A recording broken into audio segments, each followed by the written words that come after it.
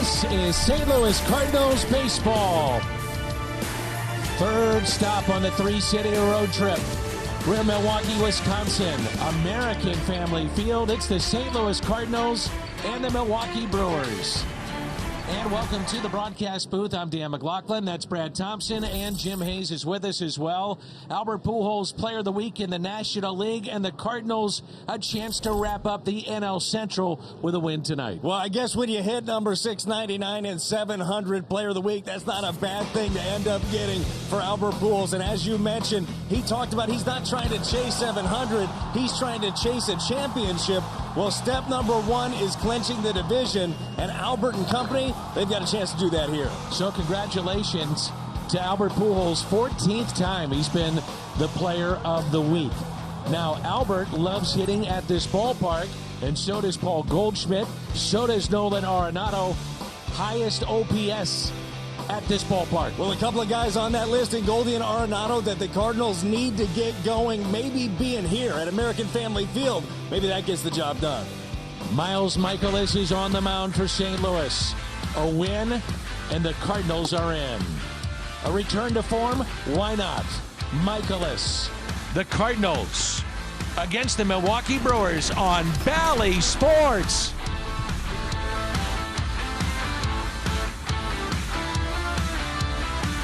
And clinch the NL Central crown with a win tonight here in Milwaukee. The Cardinals have won 9 of 17 against the Brewers. And the Brewers playing for the potential of the wild card, also to maybe just somehow stay in the race. Brewers are a game and a half back of the Phillies for a wild card spot with 9 to play. And with Brad Thompson, Jim Hayes, I'm Dan McLaughlin. Oli Marmol and the Cardinals would love nothing more than to wrap it up right here in Milwaukee. You look at them and you look at what they've been able to do this year. Oli Marmol in his first year as skipper of the St. Louis Cardinals, leading them to this point. As we were talking to Oli before the game, though, he kept being very adamant. Nothing is locked up yet. They're really focused on the task at hand. And his lineup features Brendan Donovan at the top. Then Lars Nootbaar, Paul Goldschmidt, Nolan Arenado, Corey Dickerson, Albert Pujols in there, Dylan Carlson, Andrew Knizner, Tommy Edman. And they'll face the right-hander, Adrian Hauser. And Hauser, a record of 6-9. He's not getting any strikeouts here in September, but yet finding ways to win. He certainly is not. In September, you're right, has been good. A 2.89 ERA so far in the month, but only 3 Ks. It is 18 innings. The Hyundai pitch arsenal here for Adrian Hauser. A lot of fastballs. You're going to see a ton of the sinker and the four-seam combo. He'll mix in the slider. You'll see the curveball early in counts. He'll drop that in to try to get ahead. But there's going to be a lot of contact against Hauser, and hopefully a lot of it is loud. Milwaukee 5-0 in his last 5 games, and he is 2-0. Picked up a win last time out. That was against the Mets, 6-0 for Milwaukee. And so Donovan leads it off, and the Cardinals a chance to wrap up the Central Division. Made a couple of starts against the Cardinals this year, and he is 0-2. And St. Louis enjoyed the off day yesterday here in Milwaukee. A brief 2-game set. Long road trip comes to a close, and then back home Friday night in St. Louis. And the first pitch is a strike, and we're underway.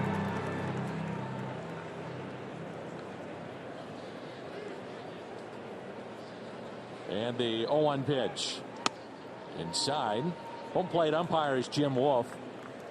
DJ Rayburn down at first. Angel Hernandez at second. James Hoy, the crew chief, at third. And Donovan takes a pitch just a bit low.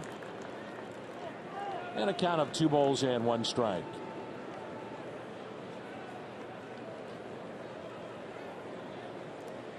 And the next. Off the plate, 3-1. Well, there is a ton of red in the seats tonight. I'm sure many of these fans got tickets thinking that Albert could be on the cusp of 700. Well, he's already done that, so why not make a trip of it? And maybe they just wrap up the Central Division. Donovan shoots it out to deep right center. Going back and not making the catch. It's Garrett Mitchell. May have even overran it a bit. Regardless, it's a double for Brendan Donovan, and the Cardinals have something going here in the first. Well, that's exactly the loud contact that we were hoping to see in this ball game. Starts out early. He gets a 94-mile-an-hour sinker. This thing is center cut from Adrian Hauser. I like the aggressiveness in that swing right there of Donovan. I think you're right there, Garrett Mitchell in center field. Talking to some of the people around here, he is a burner. This is a guy you got to really watch in center field, but he got to that one, got a little bit too far. And so it's the double for Donovan.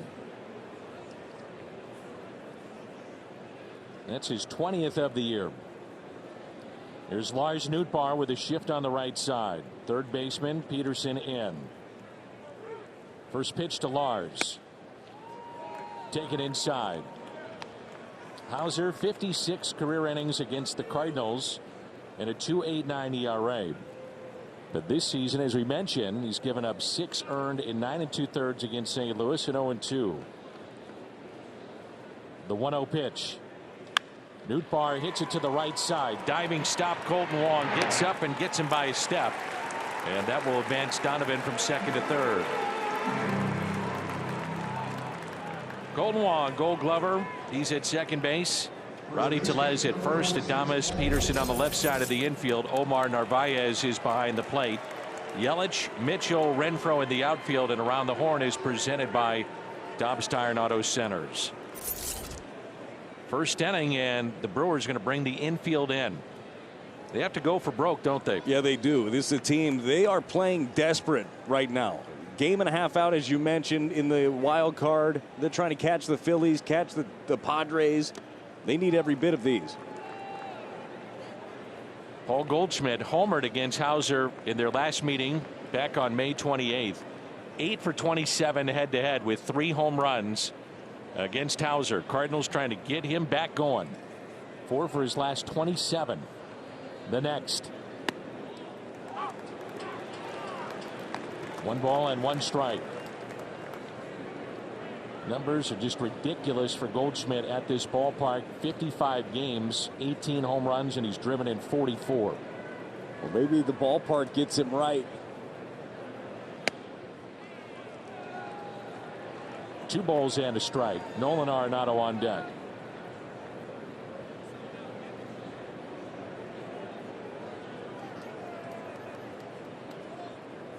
The outfield is straight away.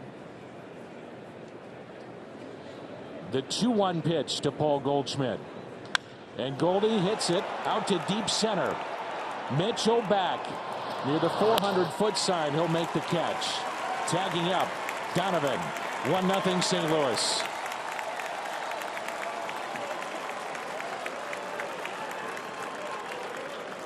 And does this coincide with your Toyota key to the game? Oh, it sure does, Dan. Help a guy out. That guy is Miles Michaelis, who's been throwing the ball well this month.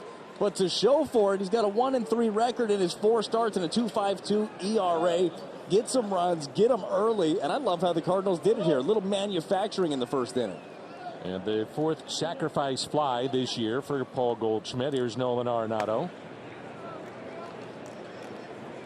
So Arenado, OPS over 1,100 at American Family Field, the best ever. 13 home runs. He's driven in 33 in 35 games. And this year, 8 extra base hits in 8 games played at this ballpark. Nolan pulls it foul past Pop Warner. This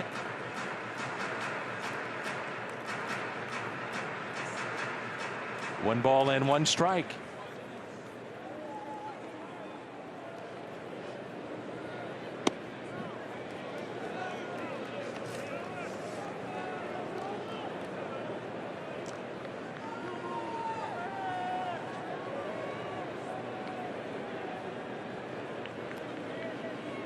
The 2-1 pitch. Corey Dickerson on deck, and then Albert Pujols. Talking with Ollie, we were before the game. He thinks that, and he said this unsolicited, that Arenado, he said, just by me watching him, he is awfully close to going on a tear. Well, let's do it right here. Take that into October. And he looks at ball 4, and Dickerson will come to the plate.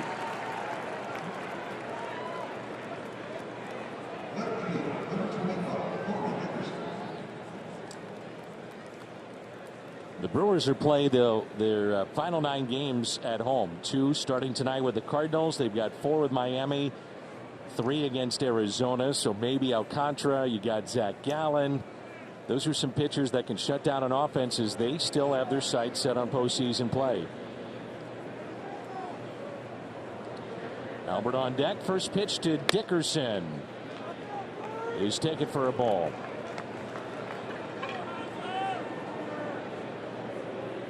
Corey Dickerson has removed the front portion of the helmet, which will protect the face or the cheek area on the right side.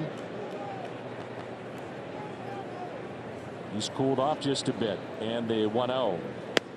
Take it for a strike.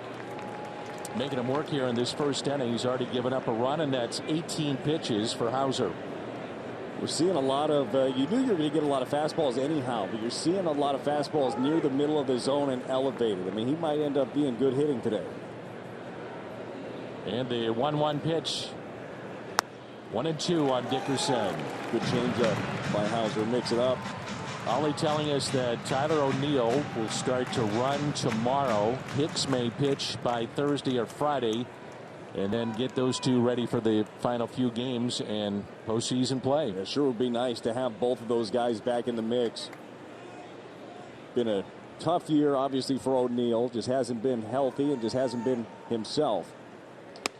The 1-2 is a swing and a miss. So the strikeout of Corey Dickerson leaves Pujols on deck, but the Cardinals strike first. RBI from Goldie. It's 1-0.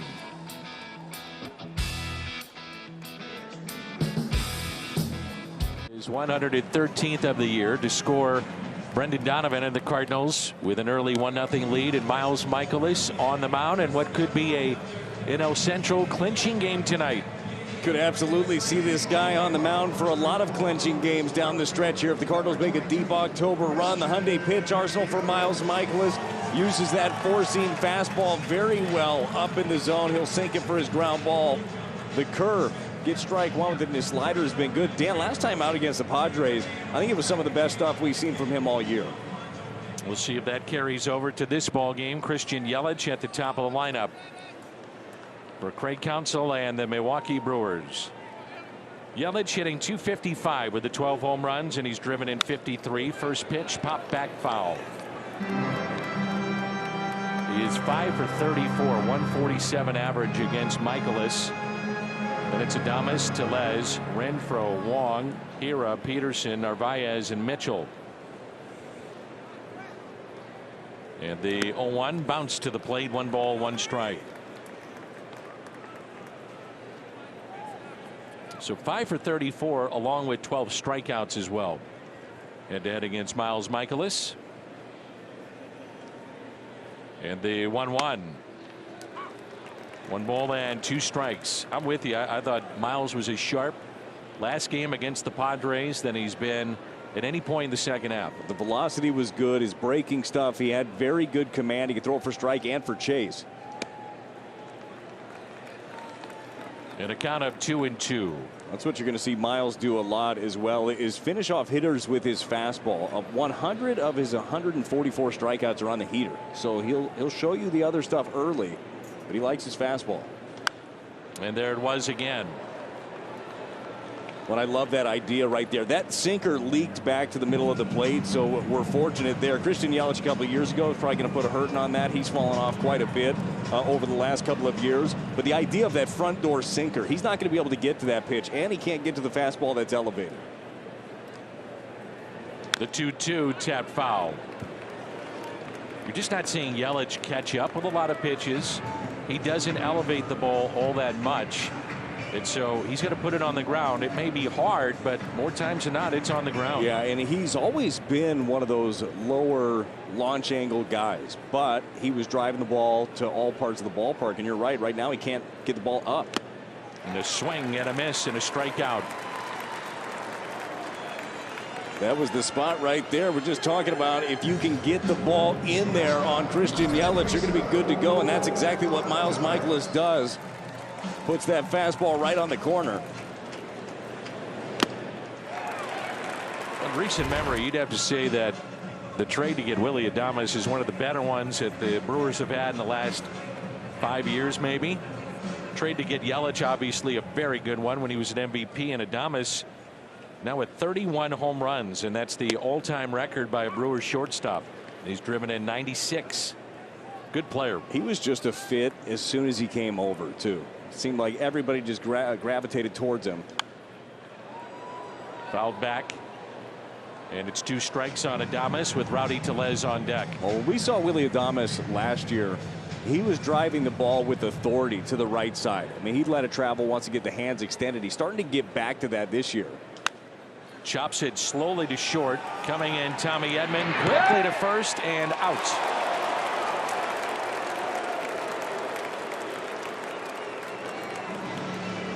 That's going to be awfully close.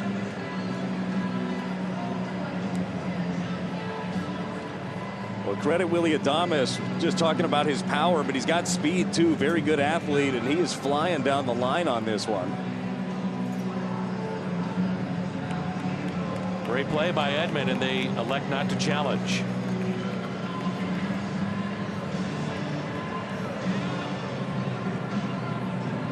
Take a look at the Cardinals defensively with Goldie, Donovan, Edman, Arenado on the infield. Andrew Knizner behind the plate. Dickerson, Carlson, Nootbaar in the outfield. Around the horn presented by Dobbs Tire and Auto Centers. Here's Rowdy Tellez, 33 home runs, 86 driven in. He lines it into right field. Nootbaar is there in a 1-2-3 inning. Coming up, Albert Pujols. We played 1 inning here in Milwaukee, and it's 1-0 St. Louis. About number 701 tonight. We're about to find out.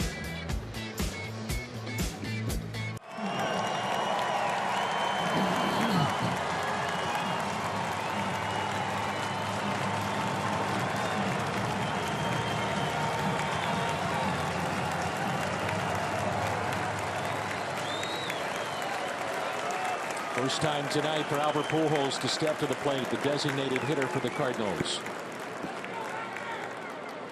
In his career, 45 home runs against the Brewers. The first pitch. And that is off the plate. Carlson on deck, and then Andrew Knizner.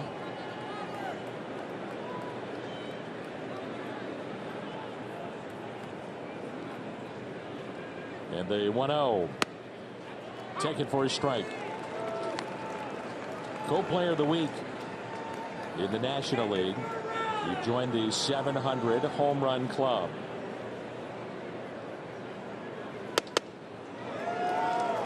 It tied him up, and it's 1-2. Well, just what everybody expected out of Albert this year, isn't it? 21 home runs. Got to that 700 plateau. This guy has just been a joy to watch. And the 1-2. Most extra base hits against the Milwaukee Brewers all time. Pujols at 103. Reggie Jackson 99. 1-2 in that category. 2-2 the count.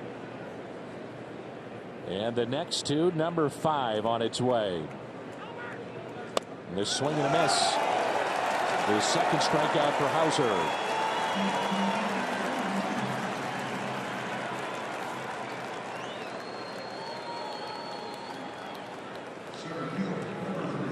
And it brings in center fielder Dylan Carlson.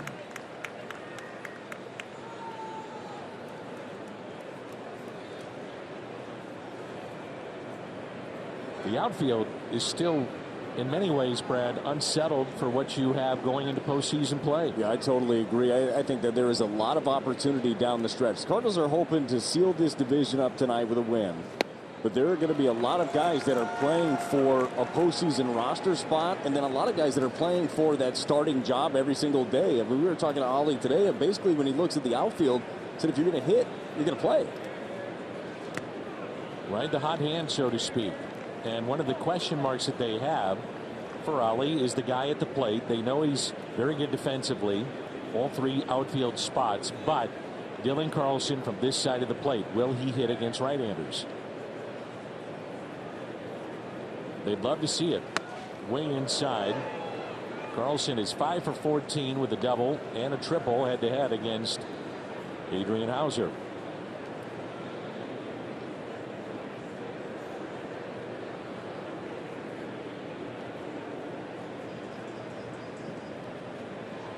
The 2-1 pitch. Did not go. 3-1.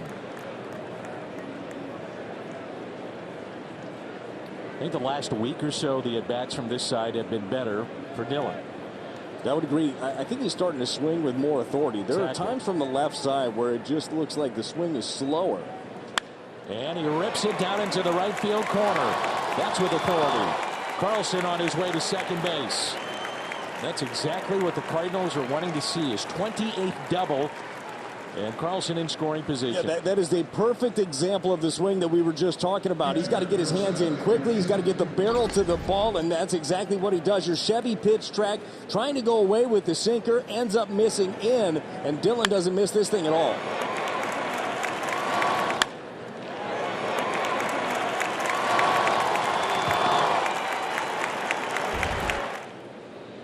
And it brings in the Cardinals catcher tonight, Andrew Knizner. 0 for his last 21 with 8 strikeouts. Head to head, 1 for 4 with a double against Hauser. Good speed at second. Dylan Carlson. 1 out, and the first pitch to the Cardinal catcher.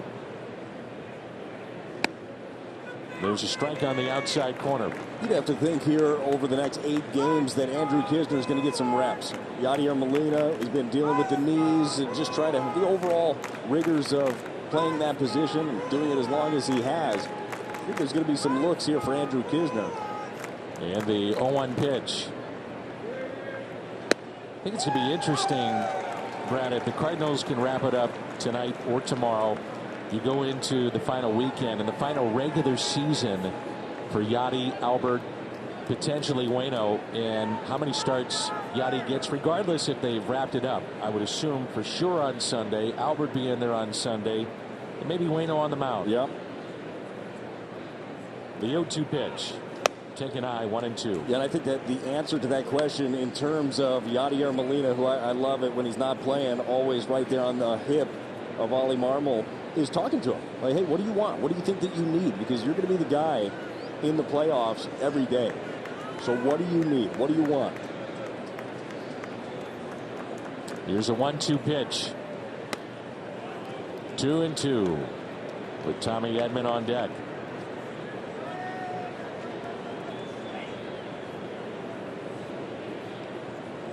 It's going to be odd not seeing that guy around next year. I was just saying, I think the same thing to myself. So you're going to miss that guy. Now, hopefully, it's after a long postseason run.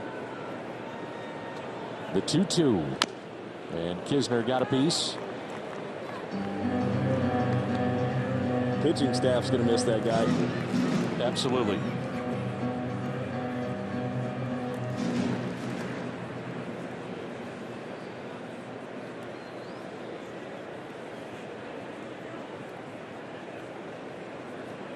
Cardinals jumped out to a 1-run lead with Brendan Donovan at third base, and a sac fly hit to deep center by Goldie. The 2-2 to Andrew Knizner. Chop towards Colton Wong. Advancing Carlson to third, and 2 outs, and Tommy Edman will be the batter. Enjoy the postseason chase with the MLB app. Coverage of in-game highlights, pitch-by-pitch features, select live broadcast coverage, and more. You won't miss a beat. Download the MLB app today. Quite a year for Tommy Edman. The 31 stolen bases. He's now 1 double shy of 30. He's popped 13 home runs. He's driven in 56. Leads the Cardinals in triples with 4. And all the while playing Gold Glove defense. Well, I think that we're starting to see Tommy get hot at the right time, too, as this Cardinal offense in September has cooled quite a bit. Tommy Edman has heated up. He's hitting right around 300 in the month. Really, him and Molina for most of the month have been the 2 guys that are swinging at the best. And the 1-0.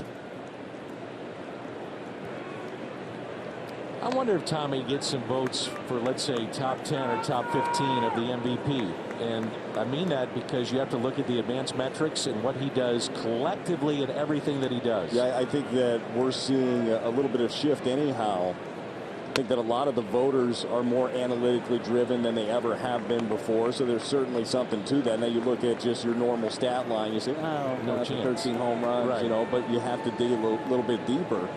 I know this, teams across baseball, they want a whole field full of Tommy Edmonds. 3-0 on Tommy here with Brendan Donovan on deck. And he draws a walk in the second, issued by Adrian Hauser. Runners at the corners.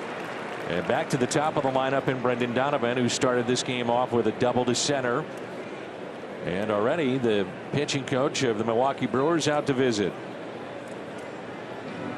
By the way, I'm not sure it's fall anymore here in Milwaukee. It's cold.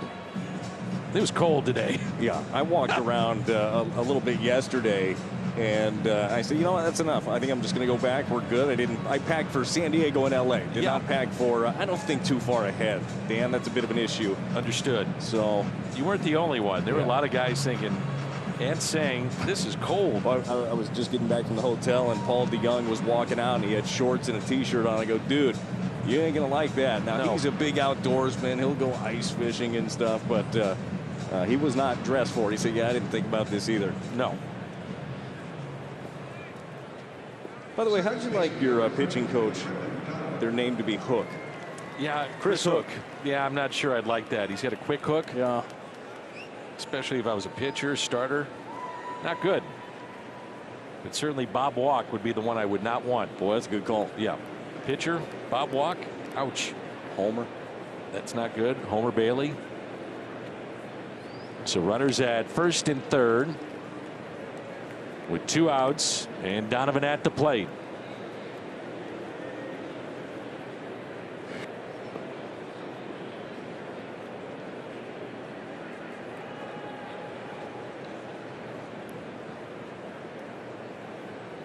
And another check, and that ball almost got away. Good pick by Tellez. Donovan with 2 outs and runners in scoring position is 9 for 29, 5 doubles. He's driven in 15 of his 44 in this spot.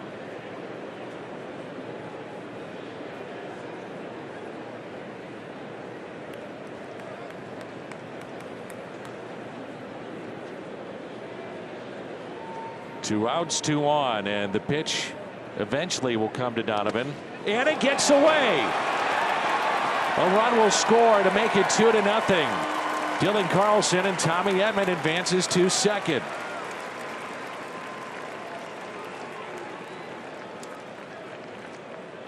Well, how about that? Hauser overcooks a breaking ball. You see Omar Narvaez, he's got that one knee down, and it's fine if you could get yourself into a position to square up on that. He doesn't. The shoulders are open wide. That allowed it to kick off and allowed the Cardinals to score another run.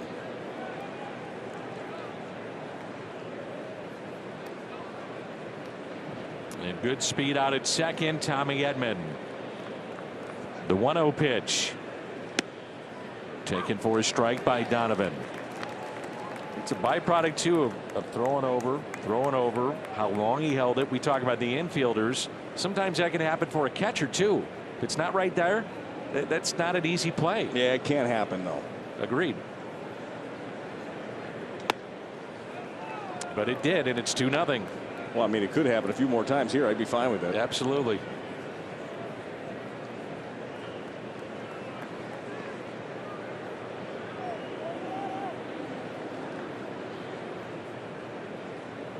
The 2-1. 2-2.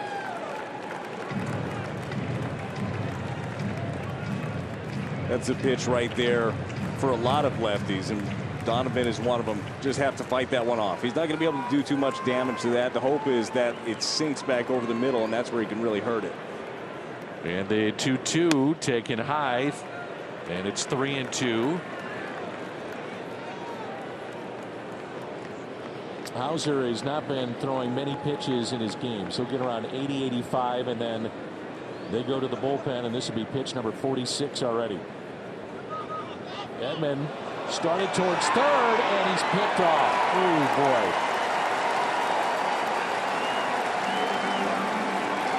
Real mistake there by Tommy.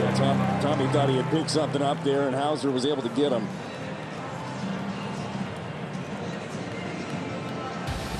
That'll end the inning, and it's 2-0 St. Louis.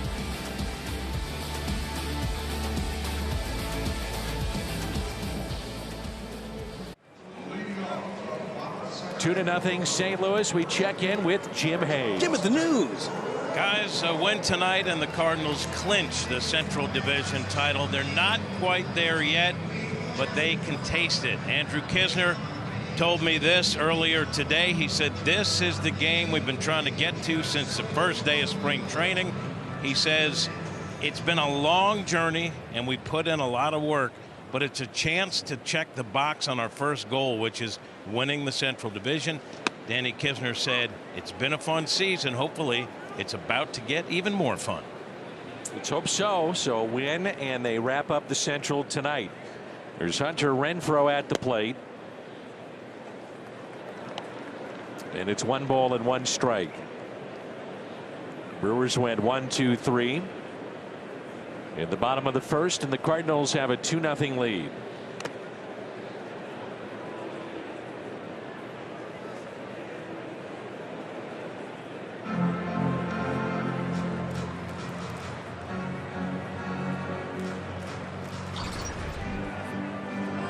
This may have gotten him on the foot. Yep. I think he got an extra bounce after that, too. Yep.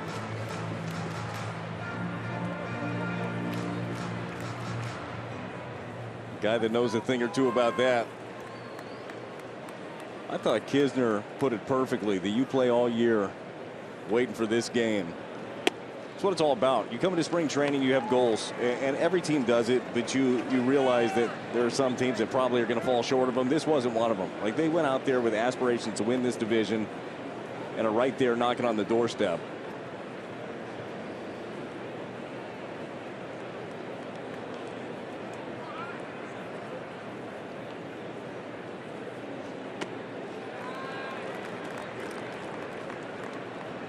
I'm not sure that Kisner envisioned that moment that he had a few seconds ago.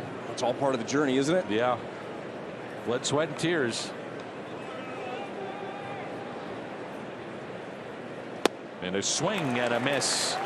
Renfroe, the second strikeout for Michaelis. Good sinker. Colton Wong. Right there at the bottom of the zone. We see Miles does such a good job of elevating with his four seam and then using that pitch down in the zone. He gets his ground balls, and there he gets his swing and miss. Wong is 0 for 12 head-to-head against Michaelis. About a week ago, he had a 3-home run day against Cincinnati.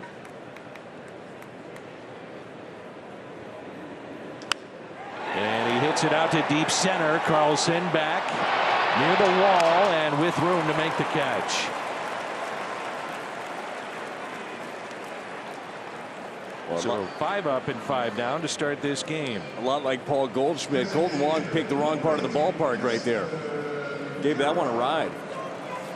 Hitters talk about this hitter's background as being one of the best in baseball, and I was talking to you before the game about how did you like pitching here, and you loved it. Yeah, I actually did. I did like it, which is funny in what is known as a pitcher's park, but there are just some places you feel more comfortable. This was one of them.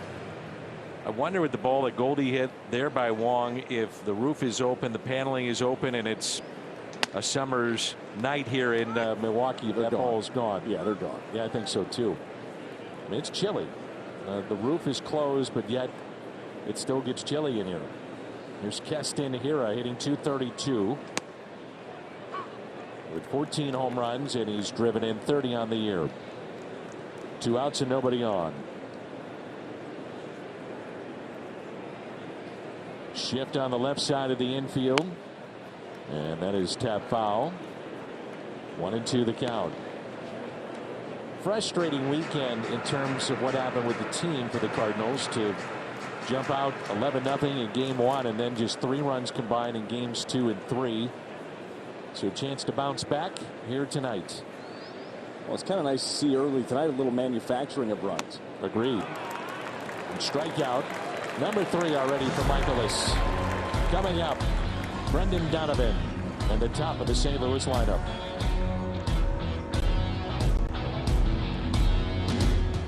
Midwest brought to you by Budweiser. This Bud's for you. And by Chevrolet, the #1 selling brand in the St. Louis area. Find yours at your Mid-America Chevy dealer.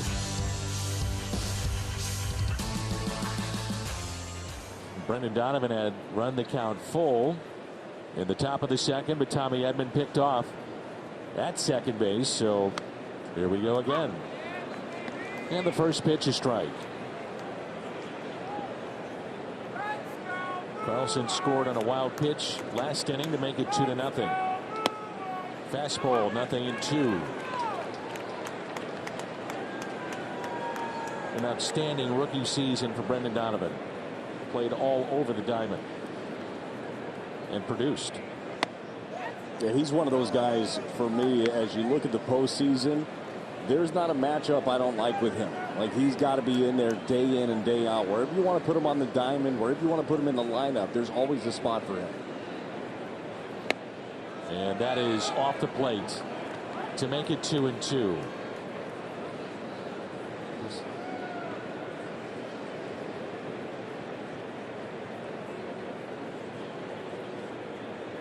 Two and hit out of play.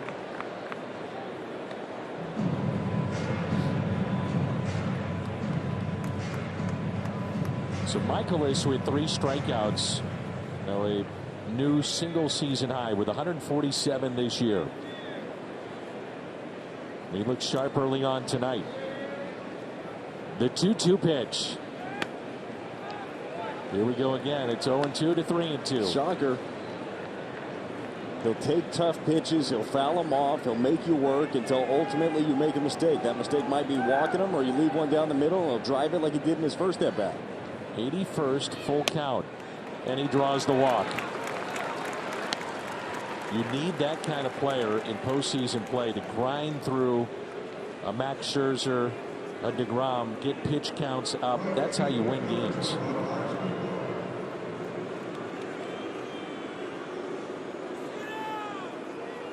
Here's Lars Nootbaar,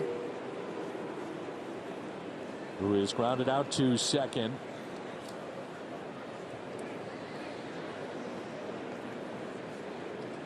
The Newt has caught on, because everywhere we go, you're hearing Newt. Certainly the case in LA, back in his home state of California. And a pitch taken for a strike. We were watching Newt after the game the other day, and he had a ton of family and friends out there on the field and just enjoying watching him play. I bet there was 50, 60, maybe 70. A lot of folks come out and watch him play. That's hit out of play, and it's 0-2. I hope he wasn't on the hook for all those tickets. Boy, payday's going to be a little different. It'll still be good. It'll be a little different. It does get expensive for guys when they go back to their hometowns and they're buying tickets right and left. Newt is 6 for his last 13. Short lead at first by Donovan. Dives back in safely. Cardinals picked up a sac fly from Goldschmidt that scored Donovan in the first. Dylan Carlson with a double, then advanced on a ground out by Kisner, and eventually came in on a wild pitch. A shift on the right side here. All kinds of room left side. And Nootbaar sends one out to center. Backing up Garrett Mitchell. They'll make the catch. Donovan will draw the throw. And right on the bag.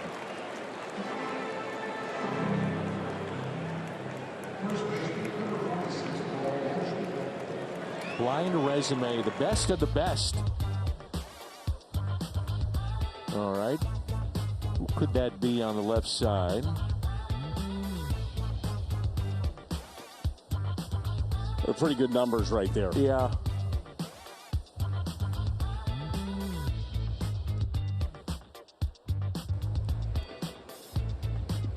I don't know who that is.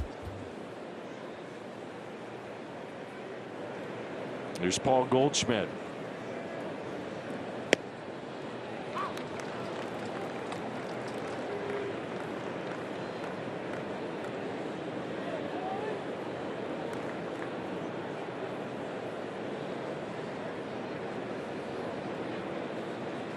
So Goldie, the sac fly, run batted in, number 113 back in the first. Donovan, your runner at first base. And it's 0-2, and rarely do you see Goldie have any kind of words one way or another with a home plate umpire, but talking there with Jim Wolf. I asked Ali today, is he better to, if you wrap it up, sit Goldie, or do you want to see him play through things and get timing right? And the 0-2 pitch, a strikeout of Goldschmidt. He said physically, he knows his body better than anybody on our team. And if he tells us he's good to go, then we believe him, because he'll tell us when he's not. You got to trust him. You do. And you let him work through things, get as many at-bats as he needs. Whatever Goldie feels like he needs to get right for October, you make it happen. Because if you want to make a run, him and this guy, Nolan Arenado, are going to be two of the biggest reasons you do it.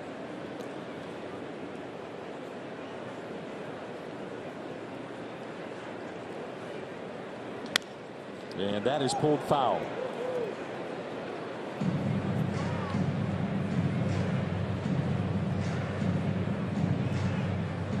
Just looking at the blind resume, just the graphic and the follow through, I'd got to say Willie Mays, but I wouldn't know it from the numbers. That would be my guess. Seeing the picture. Oh, is that what it was? Yeah, I stink at guessing games. It is what it is. Willie Mays is a good one. Yeah. Played a long time. Yeah. There's the 0-1. Only reason I didn't think it was him, I thought it might have been more than 23 seasons, but yeah, there it is. Oh man, it's almost like a little bird flew into your ear. No, actually not. It said Willie Mays. Well, you can tell by the swing. Okay. In the graphic. Yeah, just came to you a little late. Oh yeah. Being honest though.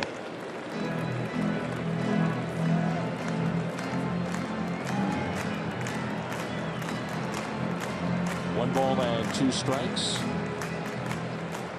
Not a bad comp there for old Albert. One of the best to ever do it.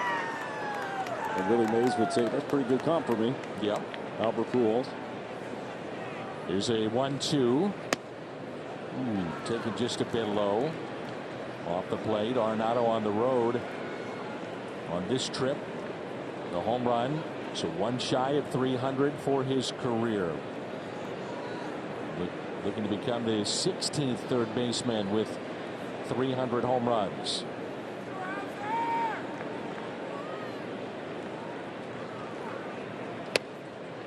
Three and 2. Dickerson on deck. And with 2 outs, a full count. Runner at first. Donovan off with the pitch.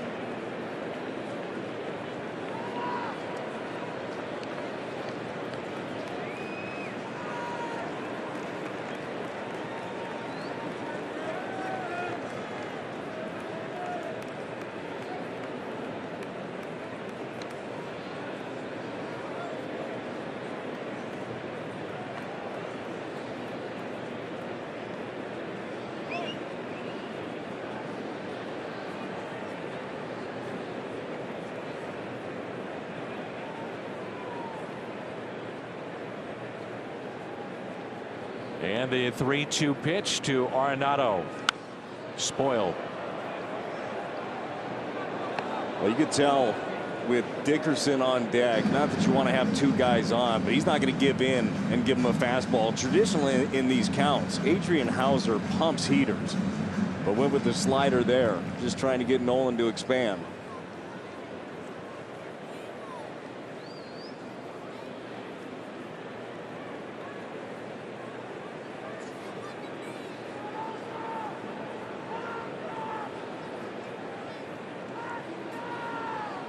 And the 3-2 pitch. Arenado rips it foul. Nice play made by the ball person down the third base line.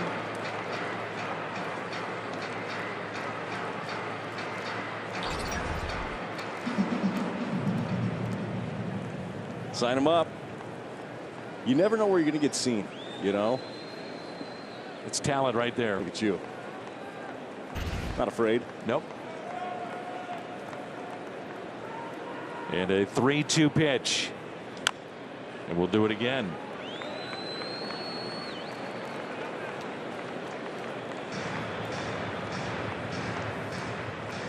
But some of the at-bats on Sunday for Arenado were very good. Well, you know, with both of these guys, him and Goldie, it's a matter of time. Like they can't be in a funk too long. Their track record tells you so.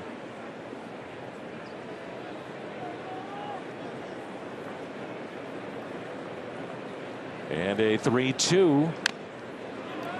Another foul ball. So the pitch count at 67. You wouldn't think Hauser is going to be in this game and going very deep into this game if things don't change quickly for him. No, as you mentioned earlier, they've been getting him out of there well before the century mark for the most part.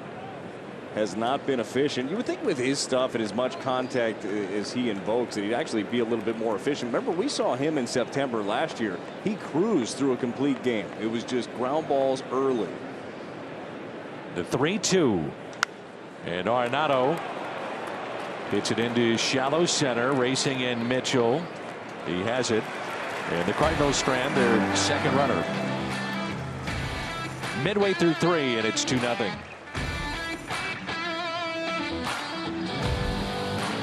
St. Louis Blues training camp, it's underway, and the regular season starts October 15th.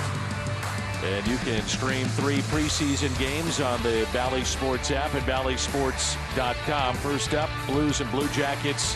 Preseason action Thursday at 7. Bally Sports app, ballysports.com. Cardinals with a 2-0 lead as we move to the third. The bottom half and the bottom of the lineup, 7, 8, and 9. Jace Peterson leads it off against Michaelis. And it's been 6 up, 6 down. Good velocity, good breaking ball, 3 strikeouts along the way. On a night in which the Cardinals can clinch. Ground ball right side. Late break by Michaelis, but they're in time. And the first out.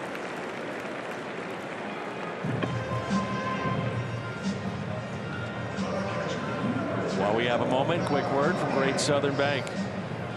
Big dreams can have a lasting impact, and your dreams deserve award-winning support. So go ahead and dream big. We'll be right there with you. Great support, Great Southern Bank.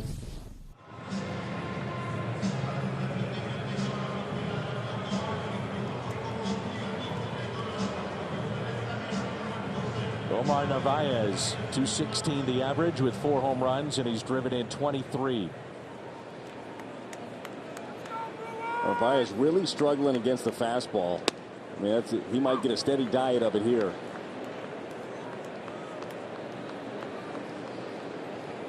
Specifically the fastball that's elevated. Having a really tough time this year getting to it.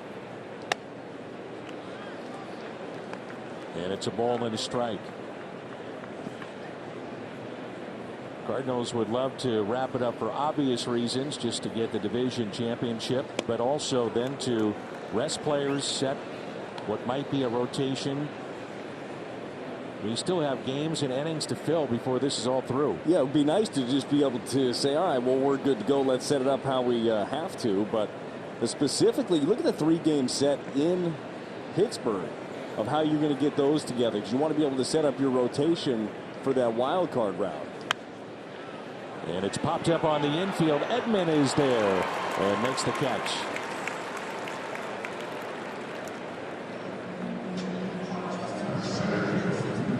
So right now it could be San Diego, could be these Milwaukee Brewers. You got the Phillies. But if you're Ollie, just looking at it by the success that guys have had or the lack of success from an opposition, you'd have to think, if you can line up a lefty against Milwaukee, you want to do that. Or 2. Yep. I mean, you really do. And it does matter who you end up playing. The hard part with that is as you're trying to set things up, and that's why you might have to ease off of pretty much all of your starters, is you might not know until the last day. There's only 1 day off. There's only that Thursday before the wild card round starts. Friday, Saturday, Sunday, October 7, 8, 9. So, I mean, it's very difficult to make those decisions early. Hit down the left field line, and it's fouled out of play by Garrett Mitchell. They like this young man. They think he can be a very, very good player. He's getting a chance to have a little run here down the stretch for him. We think about him. He got drafted in 2020. There was no season, so has one professional season under his belt just last year, and then finds himself in the big leagues. That is a very quick path to the show. It's going to be fascinating to see the lack of development for certain players that did not play in that 2020 season in the minors, and how it plays out. That's fouled back. Yeah, I'm not exactly sure how you end up quantifying it. I just know this: a year that you fully miss for some of these guys, like the very fortunate players that were able to go to some of these alternative sites, you know, the summer camps. Those guys are miles ahead of guys that, a lot of minor league players had to just go get jobs. Didn't have a chance. A lot of guys don't have the funds to just go train the entire offseason or season.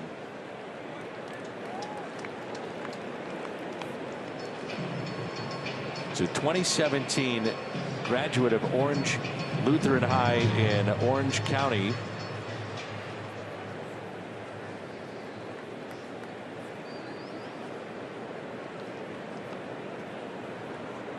And a swing and a miss. So Michaelis, first time through the lineup, 4 strikeouts. Dickerson, Pujols, Carlson coming up.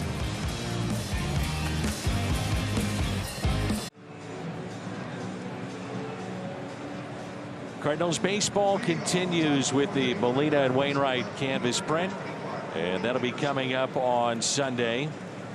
Cardinals.com/promotions. By the way, if you have a ticket for the game on Sunday, the final home game of the regular season, get to the ballpark and be in your seat by 12:30. Pregame ceremony to honor Albert and Yachty. And so again, that'll be at 12:30. We'll carry it for you on the television side, but also be there in person. Dickerson, little flare out to shallow left, and the catch is made by Willy Adames. Imagine some tears will be shed on Sunday. A lot of standing O's and a lot of fun at the ballpark. It is going to be a special weekend. And what makes it even more special as you celebrate these incredible careers, Hall of Fame careers, is knowing that they still have a chance to make a run at it in October. Yeah. That's what's beautiful. It really is. Second time seeing a starter. Pujols hitting .312 with 5 doubles and 3 home runs. 21 home runs this year, 700 in his career. And the first pitch, fastball and a strike.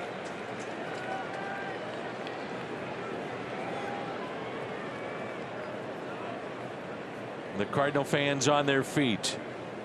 And the 0-1.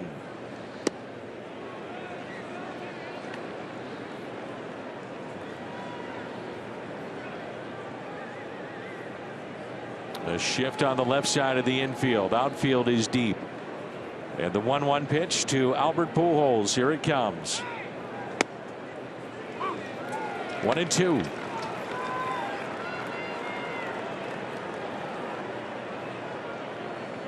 I think if I'm Hauser, I'm sticking with my fastball. I'd be very afraid to make a mistake with that slider.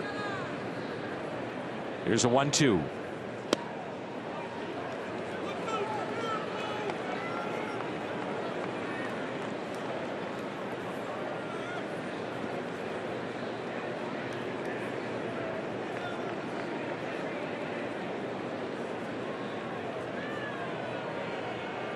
The 2-2. The check swing did not go.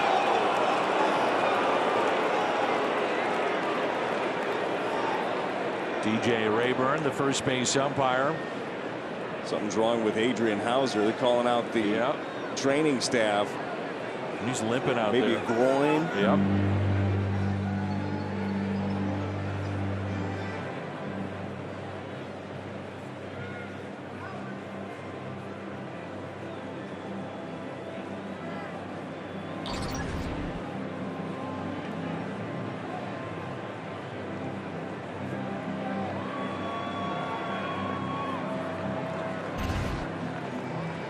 That's what it looked like there. I don't know if they're even gonna, I mean, if it is that groin area, that's gonna be a hard one to pitch through. That's gonna be it for Hauser.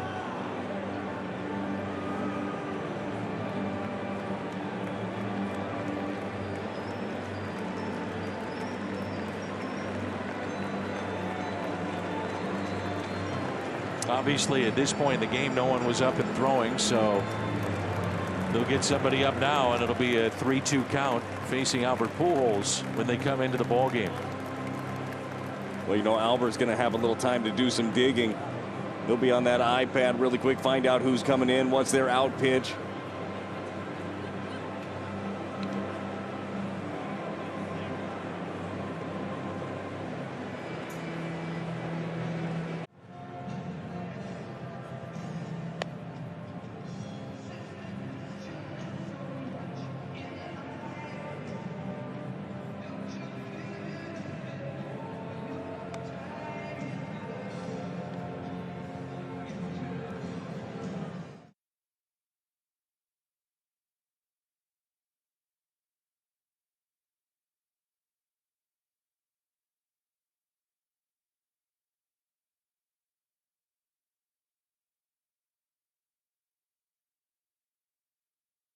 Waino and Yachty, the bobbleheads coming up this weekend, and that's thanks to Coca-Cola and Dearborns. Visit Cardinals.com/promotions for information that'll connect to the Albert bobblehead.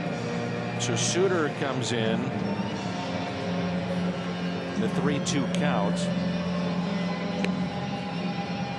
Now, he wouldn't give Albert something to hit, would he? Oh, no, I don't think so. Chances are Suter, I mean, Suter's generally to the right-handers. It's fastball, changeup. My thought here, 3-2, he's going to throw a changeup down, probably end up spiking it. You end up walking Albert. But the problem is this sets up really well for the Cardinals. Dylan Carlson hits left-handed pitching very well. Tommy Edman, 2 batters later, hits lefties well. So this could set up for a big inning. When pitchers are changed, the count 3-2, the batter walks. That would go to Hauser.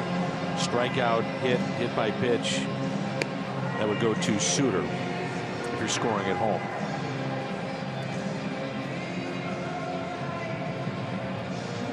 So they give Suter all the time that he needs. He's made 7 appearances against the Cardinals this year alone. 7 2/3, 4 earned, a triple, a home run, and the Cardinals hitting .241 against him.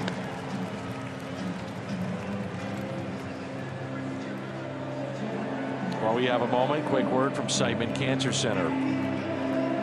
You are someone's favorite person, and your health matters. For the lives you touch, schedule your cancer screening today.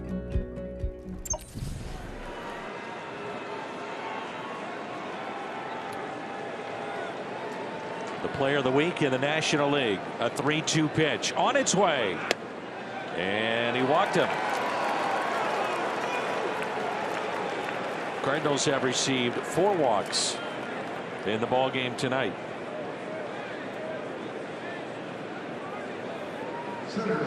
As much as the fans have great respect for Albert, Yachty, Waino, I bet the Milwaukee fans are saying, Uncle, Finally, I've had enough. That's exactly what they're saying. Time to go retire. Yes. Yeah, all around the division. Everybody has done such a great job of honoring these guys, and rightfully so, but I don't think they're going to be that sad to see them go. Nope.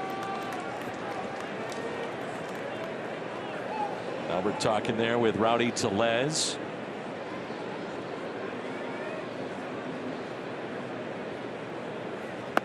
And Carlson drops to a knee. He has doubled into the right field corner, scored on a wild pitch back in inning number 2. Well, really encouraging. You mentioned it in his first at-bat before the double that the swings had started to look better. It was a really good swing from the left side. Quick hands.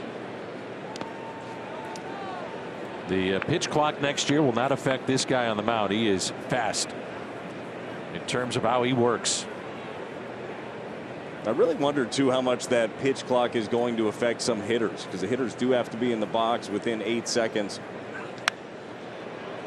Backing up Wong on the outfield grass and makes the catch.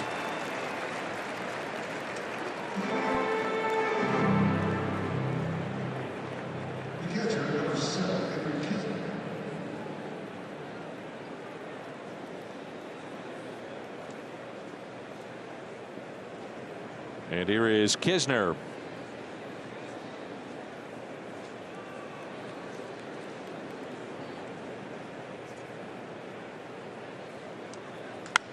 And he hits it out to deep right center. Mitchell going back near the wall.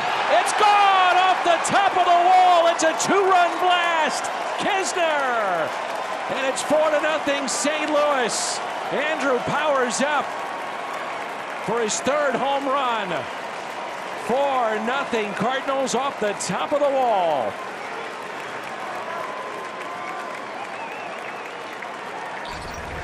For the best coverage in the game, let's check out the T-Mobile coverage cam. It's a fastball up. We just got done talking about the left-handed success of Albert Pujols, Dylan Carlson, and it's Kisner that jumps all over this first one for a 2-run bomb just out of the reach of Mitchell there in center field. Oh boy, this is nice to see right here. And it snaps an 0 for 22 skid with that 2-run homer. 4-0 Cardinals on a night in which they can clinch the division. And here is Tommy Edman, who walked and then was picked off at second base. Back in the 2nd inning.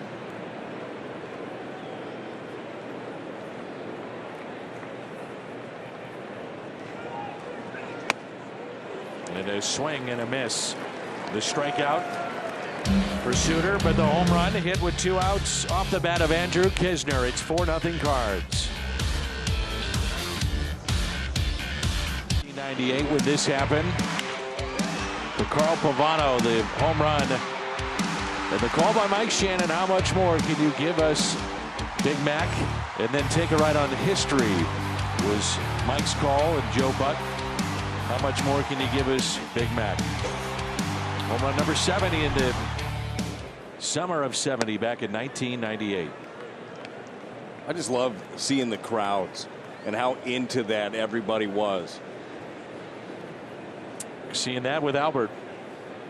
Saw that over the weekend even at Dodger Stadium. He sure did. Sure did. And boy, he was ready for that moment, wasn't he? He is always ready for any incredible moment. I think we've learned anything over the years. You might not want to bet against that guy. No, there's just no question about it. By the way, that was the 36th run that Albert has scored. So the 42-year-old is 6th in runs scored for the Cardinals this year. Well, the 21 round trippers definitely help out a lot with that. It really is incredible. He always said runs scored, very important stat to him. You score, you win. He was a man possessed for so many years, getting to 100.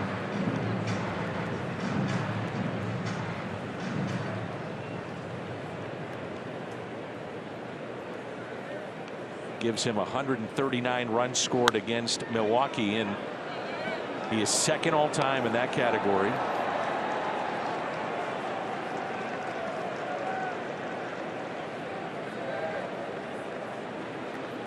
The game has changed so much since Albert came into the game, and he is still able to adjust with the times and still be elite. You know what? Information is very dangerous to those who know how to use it. Exactly.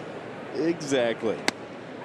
Good pitch on the inside corner. That's strikeout number 5. So to your point, maybe skills have diminished a bit for these 3 great players, but they know with the advanced metrics and info how to use it. Absolutely. Absolutely. It's about how do you best utilize the information. Some good information on Christian Yelich, by the way. He can't get to the pitch in because he struck him out with a fastball into the first at bat. That time the slider perfectly placed right there on the inner half. I think that you see this a lot, Dan, and you know this with young players that get overloaded with information. Okay, well, I better be watching this video, and here's the stat pack. I got to break all of this down. Sometimes it's too much. Like, find out the things that are important to you, and how do you find that out? Well, generally it's time, and it's getting to realize what can help you, what cannot. But if you try to add everything in, especially for a young player, you're going to end up overloading yourself. So coming out of a bullpen like you did, you would have your pitchers meetings before a series would start, and probably nightly a refresher of certain things. Did you remember that stuff when I'm sure Dunk came out and said, hey, you're going to face X, Y, and Z, and this is what they like. These are some tendencies. Remember that. Yeah, certainly. And had Marty Mason in the bullpen, sure. Bullpen coach who did such a great job at that of letting you know, hey, again, reminder on the crash course. And The big difference in the bullpen of how you prepare than the difference between a starting pitcher. In the bullpen, how do we get this guy out one time? One time. If he's got trouble with the slider, I'm not going to establish a fastball. I'm going to go out there and I'm going to throw a bunch of sliders and try to wipe him out. As a starting pitcher, you're trying to get the guy out 3 times. The check swing did not go. And it's a count now of 2-2 on Willy Adames. It's 10 in a row to start this game for Michaelis. He's had good velocity, good breaking ball tonight. Sharp. I just keep thinking about where this club would be if Miles Michaelis wasn't doing what he's doing this year. This guy that had a grand total of 9 starts over the last 2 years. And he came in with question marks. You didn't know exactly what you were going to get. Well, what you've got was an all-star this year and a guy that has been ready. I mean, it really had a couple of outings in this second half that weren't his best, but he snapped right back into it. This month has been very good. And a 3-2 pitch to Willy Adames, who grounded out to short first time up. Long look by Michaelis. He's set. Here it is. Got him to reach. Charging. Edman. And he beat it out.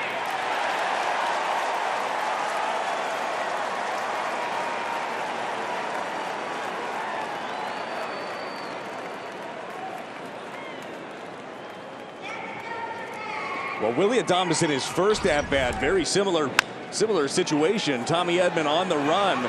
Tommy got him the first time. This time, clearly, Adames is safe on that one.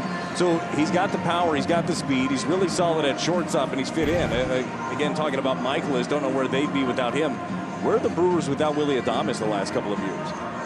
And credit them for realizing that they needed to make a move. I mean, they traded for 2 different shortstops within a year. Traded away Urias.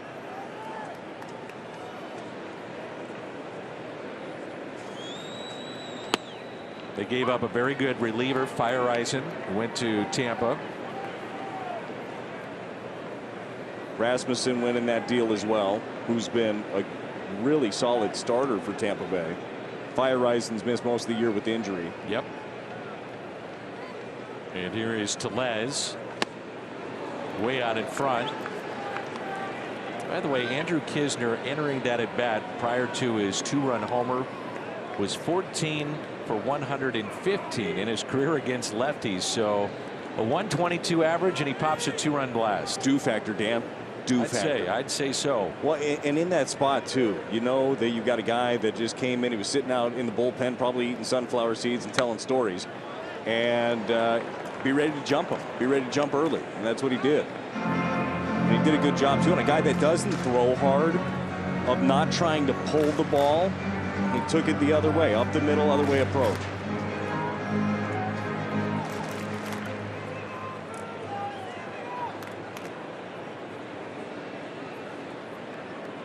There's an 0-2 pitch.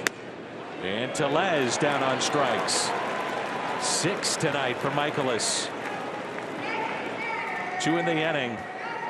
And it brings in Renfroe. Just a good 4-seam fastball, 93 mile an hour, down and away.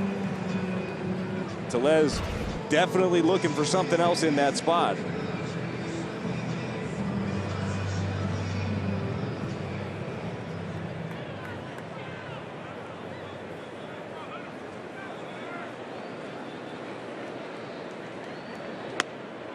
Inside corner, strike to Renfroe. Buckled his knees a bit too. Cardinals can clinch the Central with a win tonight. Yankees can clinch the AL East in a first-round bye. Home field advantage in the division series with a win. And the Astros trying to clinch the #1 seed in the AL. I still like Houston coming out of the American League. Well, I don't see too many weaknesses with the Houston Astros.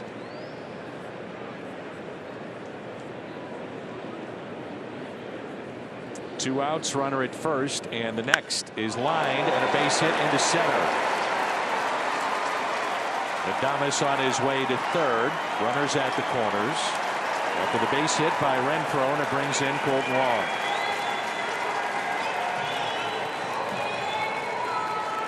This one right here comes back up the box in a hurry. 109 miles an hour off the bat, right back up the middle.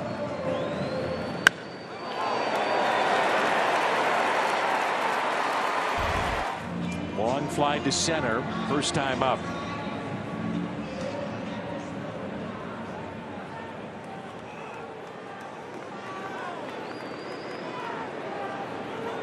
So 2 outs, runners at first and third. The Cardinals leading 4-0.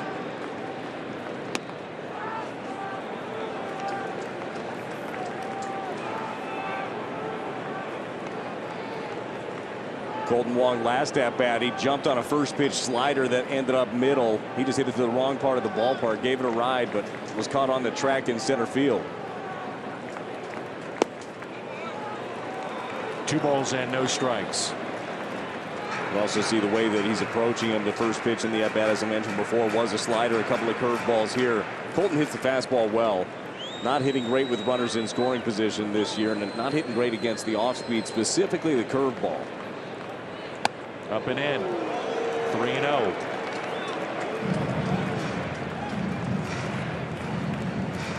Well, Miles has not had run support, as you talked about in your key to the game. 0-3 with a 3.71 ERA in his last 3 starts. The Cardinals have scored a total of 4 in those games, and they've got 4 now tonight. He was matched up with Blake Snell, with 13 strikeouts in 7 innings last time out with the Padres. That's as good as I've seen Snell. Everything that he was doing, he was putting the ball exactly where he wanted to. He was overpowering.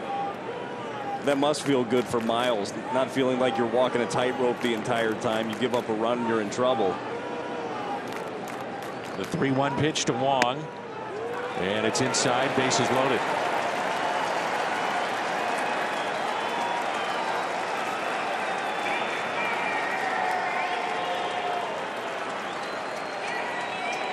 So key at bat in this game with the bases loaded. Keston here coming up. And he's got home run power, as we've seen. He hit one into Big Mac land earlier this season at Busch, and he represents the tying run.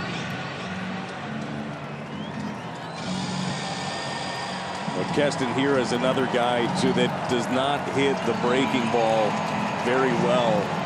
Looking for a fastball middle up that he can do the most damage on. So if I stay breaking balls down and away, or even fastball down and away, I like your chances.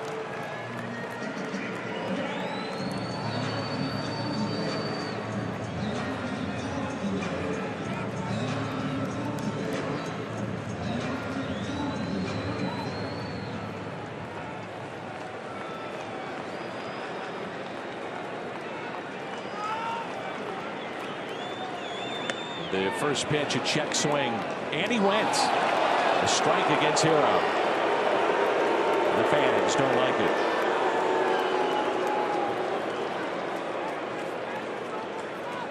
Harris struck out his first time up.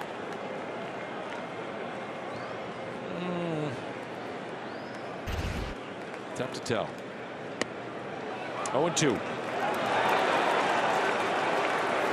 A pair of good tight sliders down the way. Michael is in command.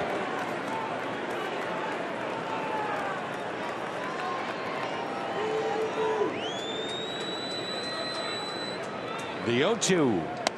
Elevated with the fastball.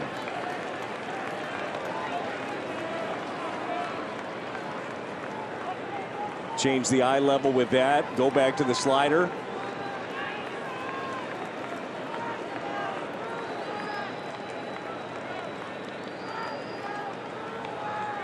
Swing and a miss, struck him out. 3 strikeouts in the inning. It's 7 tonight for Miles Mikolas. 4-0.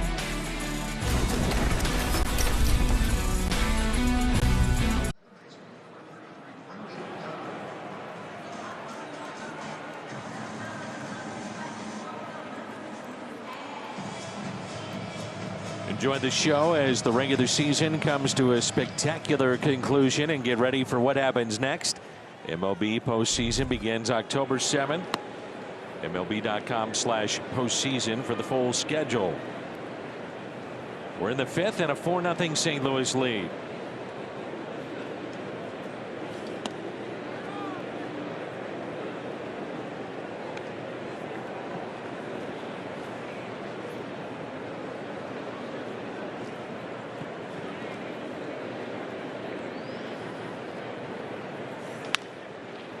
The 2-0 is hit to second baseman Colt Wong.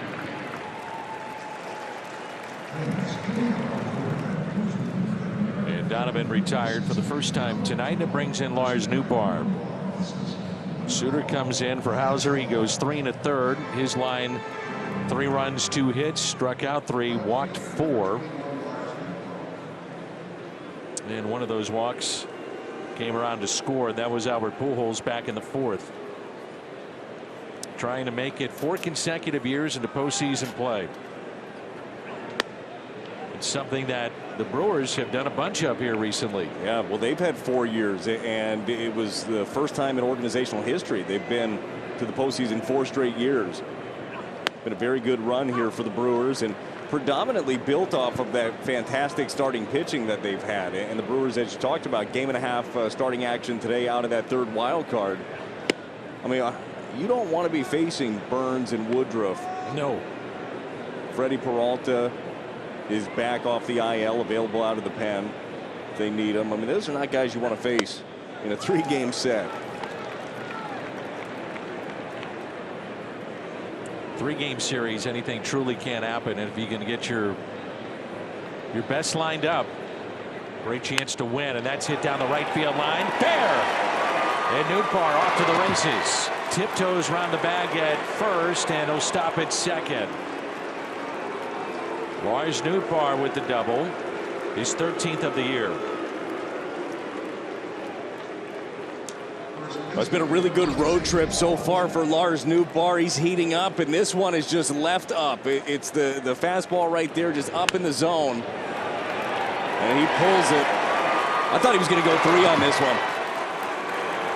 Probably wisely pulls up. I think the way that he went around the bag at first slowed him up maybe just a bit. It was a little odd how too big. Yeah, how he went around that bag. But maybe if he does that cleanly and smoothly, then he's going to find himself at 3rd. And here comes Craig Counsell. Well, with Paul Goldschmidt up, not exactly sure that's the matchup you really want to have.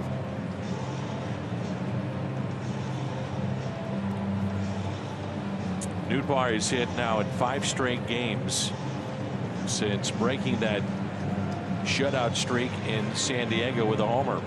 Tell you about the change when we come back.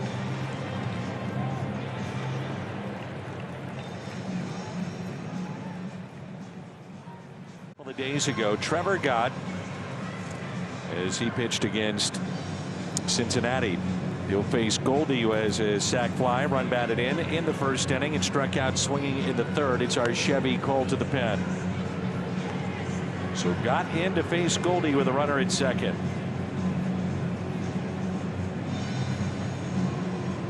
Well, Goldie in his first at bat just missed one. As you mentioned, had it been a different day, maybe the window's open, the ball travels a little bit differently, might have had his 36th home run, punched out in his 2nd at bat. But the hope is that he's getting closer and closer, because everything feels different about this team when he and Nolan Arenado are clicking. They are the offense in many ways. And now the 2nd half he put in Albert. Yep. The emergence of Nootbaar 2nd half. When they're doing those things, though, it allows everybody else to just be themselves. First pitch. And that's taken low. And ball 1. Goldie now is driven in 113 on the year.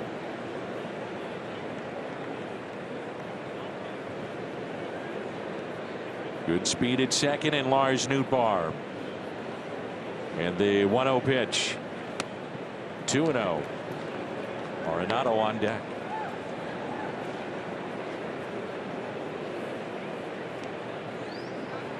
But the idea here is going to be stay away from him. You know how much damage he can do middle in.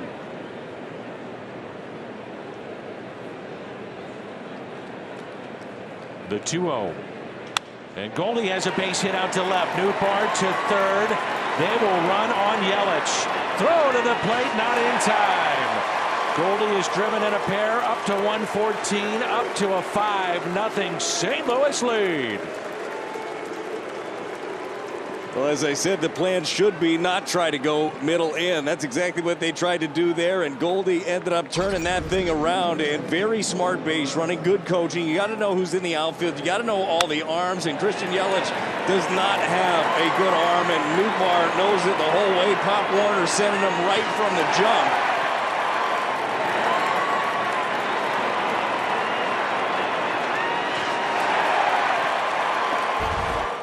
Now, this is what you need to see out of this club today. Up and in to Arenado. Bit surprised that Goldie is not at second base. I would agree. Throw came through. You know he's going to try to get him.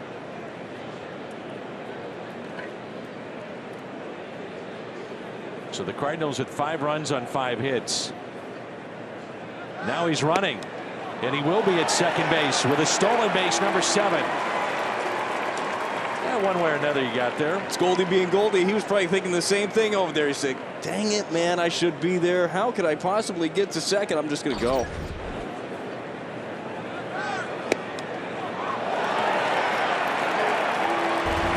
Goldie's got such good instincts. He picks his spots. He is a threat. He's fast. You don't realize how quick he is. And the next to Arenado, taken down and in, 2 balls and 1 strike. A 5-0 St. Louis lead. 1 in the first, 1 in the second, 2 in the fourth, and 1 here in the 5th. Arenado would love home run number 300 right here. Hit sharply to third. Peterson gets up and robs Nolan Arenado. Nice play to his left. Staying at second, Goldie, and it brings in Dickerson.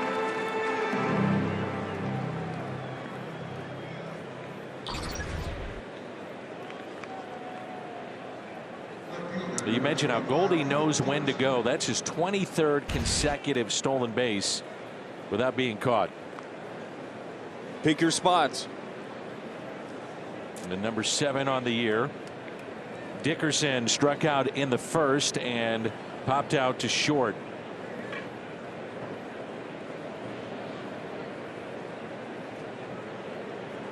Two outs, runner at second. Dickerson hits it sharply, but Wong is there to his left and makes the play. The Cardinals get the base hit, the single from Goldie. He's driven in 2 on a night in which St. Louis can clinch. 5-0. Zip. Tyler O'Neill is on the IL with a left hamstring strain. I asked John Mozeliak if Tyler has a shot at making it back for the postseason. He told me there's a shot, but obviously the clock is ticking. Tyler is doing baseball activities back in St. Louis. Mozeliak said they plan to ramp those activitis up to live game situations to see where Tyler is with his recovery. Mozeliak also said Jordan Hicks, who's also on the IL, saw Dr. Paletti yesterday and got a good report. Dan Mozeliak said Hicks could throw a bullpen as soon as Friday, and then they'll assess his situation. All right, Jimmy, thank you. It's 5-0 in favor of St. Louis, and Jace Peterson pulls it foul. Michaelis, in his 4 innings of work tonight, he has struck out 7. He had 4 runs of support combined in his first 4 starts this month, and he's got 5 tonight. The NL Central was created in 1994. Cardinals, Pirates, Reds, Cubs. Brewers came late in 98. Astros left early 2013. That's it out of play. Division titles in that time frame, the Cardinals 11. A chance at number 12 here tonight. Just incredibly consistent organization over the years, from top to bottom. We've talked about it a lot throughout the years, but it seems like every couple of years the Cardinals have a rivalry with some other team. Some other team has gone through a rebuild, or they're starting to get hot, and that guy has seen rivalries against these Brewers, the Cubs, the Pirates, the Reds. I mean, everybody. Hit the other way, and just in time, the throw by Nolan Arenado to get Peterson. The BJC difference maker, Miles Michaelis. How about Miles today in this ball game? Getting ahead of virtually everybody. 13 of 16 first pitch strikes, getting weak contact when there is contact, really putting his fastball where he wants, and he's burying his off speed. We talked about it at the beginning of this game. Last outing against the Padres, he was sharp. I mean, he was looking like the all-star first half, and it's been a really good year for him overall, but I think he's peaking again at the right time. Omar Narvaez. Just 2 hits allowed from Michaelis. He has struck out 7, walked 1, no runs. Narvaez popped out to short, and he fouls it back, and it's a count of 1 ball and 1 strike. Well, good job by Miles, too, to get back into the count. Breaking ball didn't go his way. Home plate umpire Jim Wolf didn't give him the strike at the bottom of the zone, but just continues to be aggressive. And that lead that you mentioned, the Cardinals continue to add on to it. That allows you to keep doing that.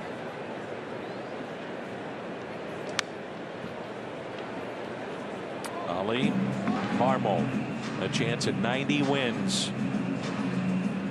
His 89 wins, 9th, with 8 more to go for a rookie manager.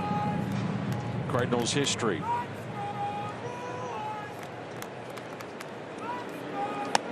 And a pitch taken high. Ollie's is very direct. He's honest. Players know where they stand, and that's what they appreciate. Like the news that they get from him or not.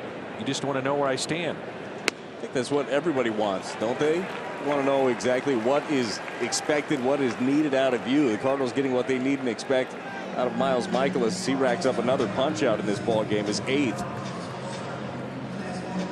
Well, I'm excited for him. I'm excited for this ball club. And tonight has a chance to be a special night if everything holds, as the Cardinals looking to win the Central Division for the first time since 2019. Albert Pujols coming up in the 6th inning for St. Louis. And a strike to Garrett Mitchell. They're struck out his first time up. Hearing you say his name, and all I think about is championship moments. He looks right with a bottle of champagne in his hands, don't he? It's going to be interesting. I've thought about it. They're going to win at some point the Central Division. I mean, it's going to happen. But what it'll mean to that guy, Yachty, and Albert, one more time, at least for a division championship, and hopefully many more to come in October. As you know, each celebration gets better every step along the way. And once you taste that champagne and get to be a part of those celebrations, you want nothing else. And that's what this organization has really been about. It becomes, that's the expectation. It's not, hey, let's just get through the year and see what happens. No, let's go chase a championship. And how does it start? It starts by winning your division. Also starts by having a great nucleus of players, and there have been no shortage of that over the years for the Cardinals. And the 1-2 is tap foul. I just love watching Albert do his thing. I don't care if it's watching the iPad or this. Just everything's with a purpose. You talk to him, and he says, well, I put my hands here. I'm doing this. This is why I do this with the bat.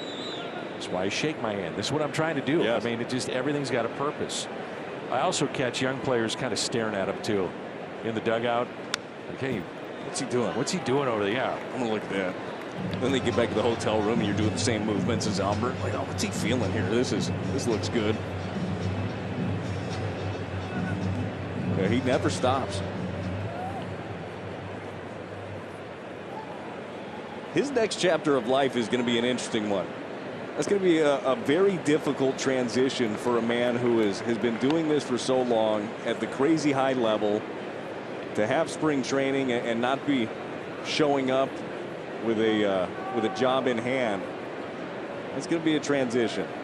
But I know this, whatever he chooses to do next, well, he's going to do that at a high level too. Yeah.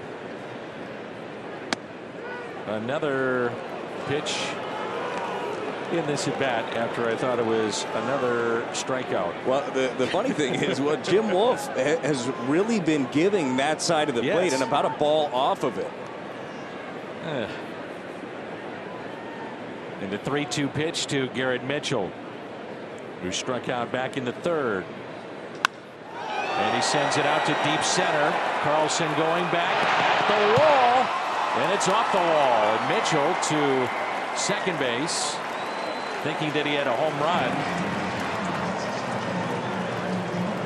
And immediately it was the second base umpire. I believe that was Angel Hernandez, or was it no, DJ Rayburn, I think, went out there potentially and put his hands up as if to say no, no, no.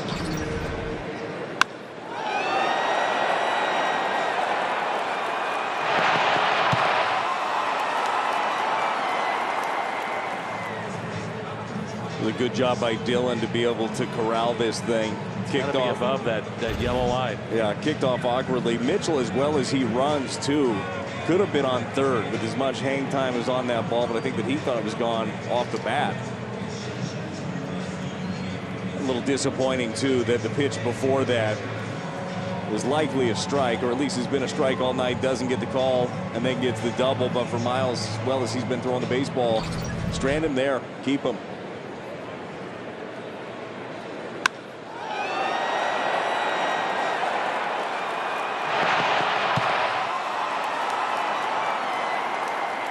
It didn't quite get enough of that one. That's a teaching moment and a learning moment for a young player. Probably don't have to tell him about it. I got a feeling somebody's going to tell him about it as he comes off the field. Not quite as bad as the Delvin Perez. Oh boy, fly out to left that he thought was a home run. I mean, it wasn't close to gone. No. And he got all the way around third thinking that it was a home run. Almost got to the plate. My favorite part of that was watching the entire dugout. Like, dude, what are you doing? Oh, man. That's when you don't live down for a while. Well, it's because you have great teammates that'll continue to bring it up. Absolutely. That video will just randomly pop up on the TVs in the clubhouse. What are friends for? You got it. That's the one thing about baseball, sports in general. Boy, you better have a tough skin. I mean, you're going to find out whatever the thing that someone's sensitive about. Well, that's going to be the talking point. Diving stop. Donovan gets up. Oh, what a play. Brendan Donovan to take a hit away from Christian Yelich and to make sure Milwaukee stays off the board. Albert coming up and looking for 7:01 when we come back.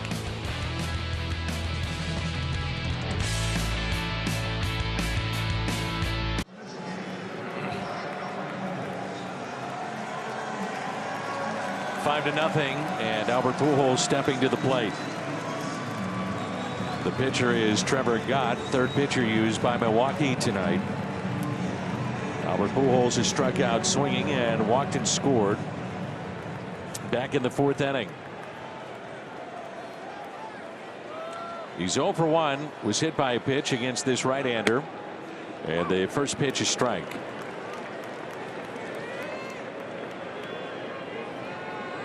Cardinal fans on their feet down the left field line and behind the St. Louis dugout.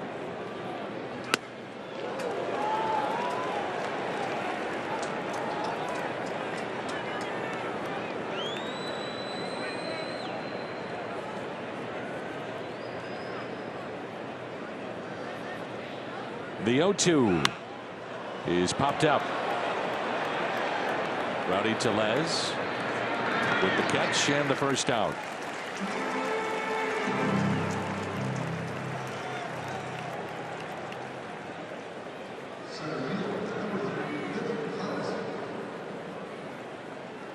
There's Dylan Carlson. He doubled down into the right field corner, scored on a wild pitch back in inning number 2. Shift on the right side. Miles Michaelis through 5 innings, no runs allowed, has struck out 8 in this game. First pitch is strike.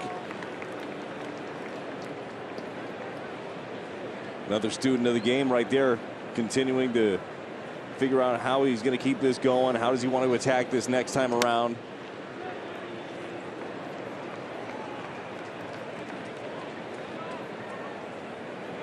No balls, 2 strikes on Carlson. Jace Peterson now goes to the second base side of the bag. He's their third baseman, and the shortstop Adames comes back over to his spot. And the 0-2 hits it the other way. Dylan Carlson with a base hit. He's thinking 2. They'll test Yelich. in there with a double. Dylan Carlson with his second double tonight, and he's heating it up here down the stretch. And he now has 29 doubles on the year. Just good awareness again here from Dylan Carlson. The slide might not have been the prettiest at the end, but everything else about this was, especially the swing, going the other way. We've seen him already hit a double down the right field line, this time down the left field line, and right out of the box. He knew he was going for two. That's getting caught in between on that slide. Do I go head first? Do I go feet first? Yes. A little bit of both. Yeah. This has been very encouraging, seeing some of the swings he's having from that side of the plate. And that's exactly as you mentioned earlier. That's what Ollie wants to see.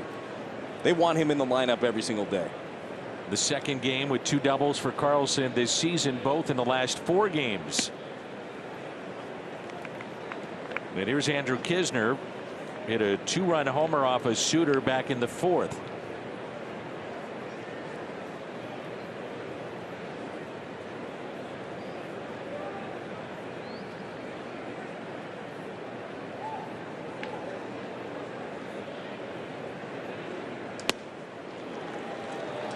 One ball, one strike. Gott has been a nice addition for the Brewers. Saw him a bit last year and then has taken on a role, greater importance this year, but pitching right now in a 5-0 deficit. As the Brewers are playing for their playoff lives.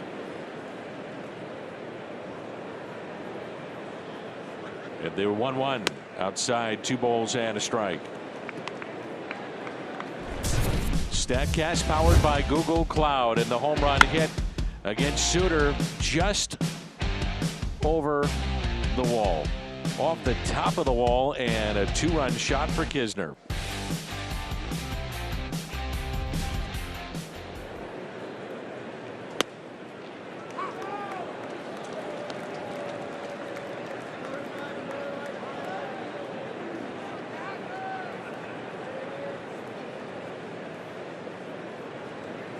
The count of 2-2 with 1 out, runner at second, Dylan Carlson. The Cardinals leading 5-0. The 2-2. If the Cardinals can win this game and win the division, Jim Hayes will be in that clubhouse in the middle of that celebration. But still a ways to go. Well, I do understand that Jim was roaming the streets of Milwaukee yesterday trying to find himself a poncho, to I believe no avail. That's fouled back. I think he found one. Did he? Yeah, it's unique.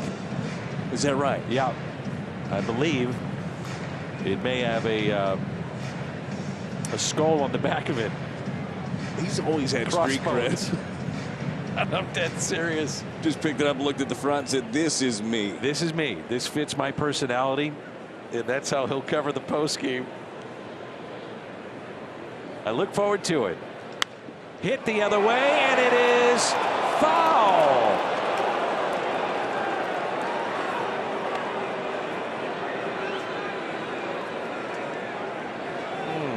Boy, that kind of looked fair to me. I thought it was. First base umpire DJ Rayburn, ball was past him before he said anything.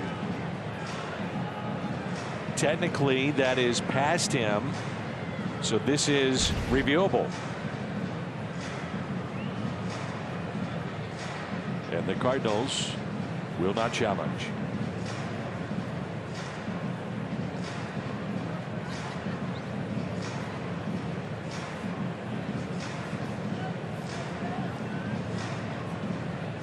So if the Cardinals win, I mean, it's worth just seeing what Jim's wearing. I can't wait. Yeah. That'll be some kind of celebration, too. You know that. Oh, for sure. Look, that champagne, it's going to be spraying everywhere. It's still a ways to go. And Knizner chops it, and that ball is ruled foul.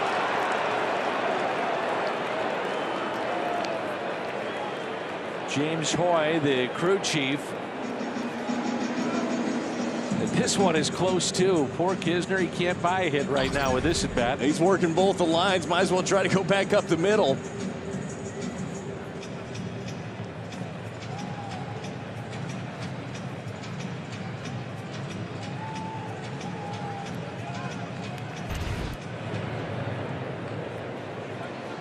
All right, see if he can get one between the white lines somewhere. I liked his approach last time.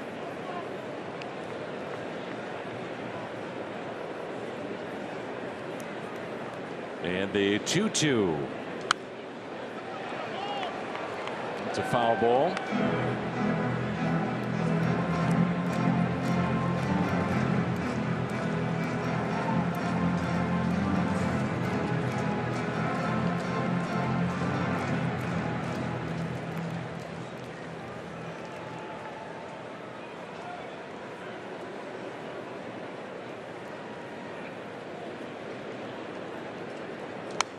And that's fouled back.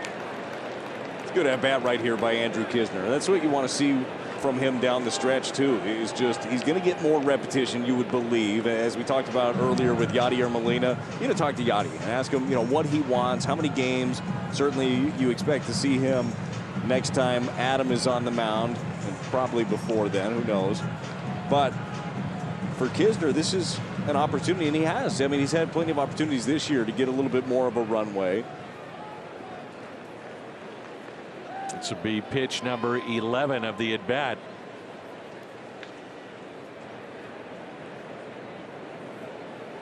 Two balls, two strikes with one out. The next. It's a heck of an at bat here by Andrew Kisner. We'll have a 12th pitch.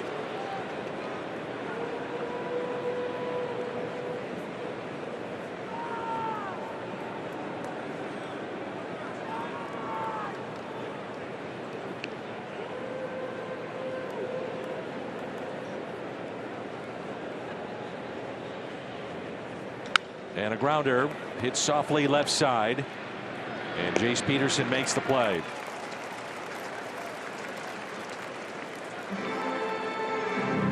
Guarantee access to potential 2022 postseason games in St. Louis with a 2023 season ticket deposit planned for every fan. Learn more at cardinals.com/season.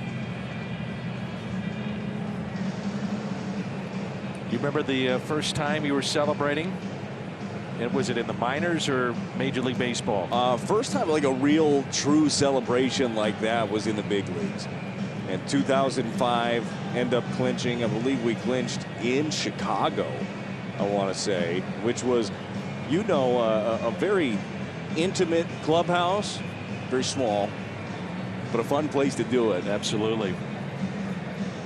Yeah, this is something I'm telling you, for a lot of these guys, and certainly the old guard, Yadi, Waino, Albert, they've been doing it for years. As soon as you get a taste of it, as soon as you realize all the work and everything that you've done, like what it truly is about, you never want anything else. And I was so fortunate to come up in this organization on a winning team that already had a culture. Like, you figured that was just baseball. Like this is what it's going to be like every year. And then when you have that year where you're not in the postseason, it stings. Yeah. Well, you expect it, right? Yeah. Well, and think back a couple of years ago, the Cardinals had 3 years in a row of not going to the postseason. Dan, it felt like a decade, didn't it? Because you're just so used to it.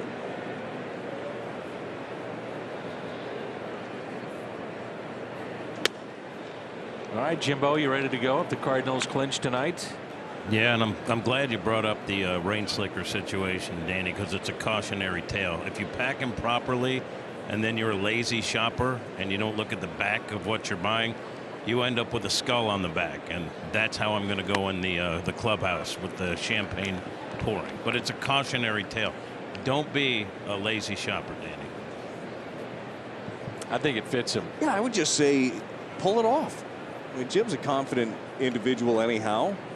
Just wear it and be like, yeah, obviously I'm wearing this. Why aren't you? I think it'll be a new trend for sideline reporters wearing skull garments. Hey, it could be. Wear that, maybe show off some of his new ink. But if you're going to do it, you might as well just do it.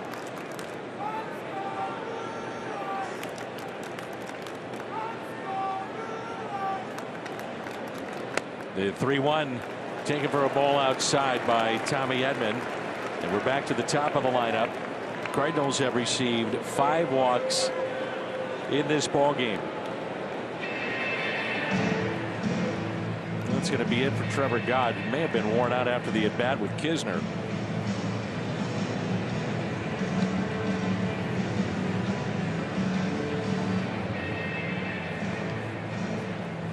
And the Cardinals will have Donovan coming up with runners at first and third and leading this ball game in the top of the 6th, 5-0.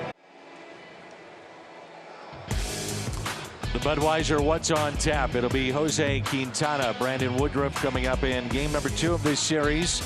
And we'll come your way tomorrow at 6 right here on Bally Sports Midwest. Will be Milner is the new pitcher in, the lefty. And so hitting for Juan Yepez, or rather for Brendan Donovan, will be Juan Yepez. Well, this is a spot right here. Hobie Milner has been very good with inherited runners. Stranded 31 of 35 so far this season. And Yepez with a base hit out to left. That'll make it a 6-0 Cardinal lead. Ollie right now pulling all the right strings. He pinch hits for Donovan, and it's a 6-0 St. Louis lead. He is feeling it, right? And this is something that when you see a move like this, still, I mean, middle of this ball game, you know that Donovan, you like his at-bats against a little bit of everybody. These are October moves. I mean, these are the moves you're trying to capitalize, and able to do so here. Get a 90-mile-an-hour pitch down and away. Juan Yepez does a good job of going down there, getting it. Just love the consistent offense so far in this ball game from the Cardinals. And the first pitch to Lars Nootbaar taken for his strike. Doubled into the right field corner and scored back in the 5th.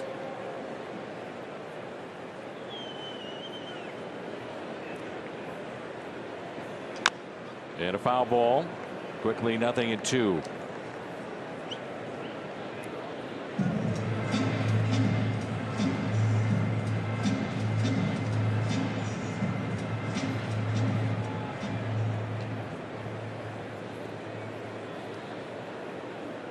So a shift on the right side.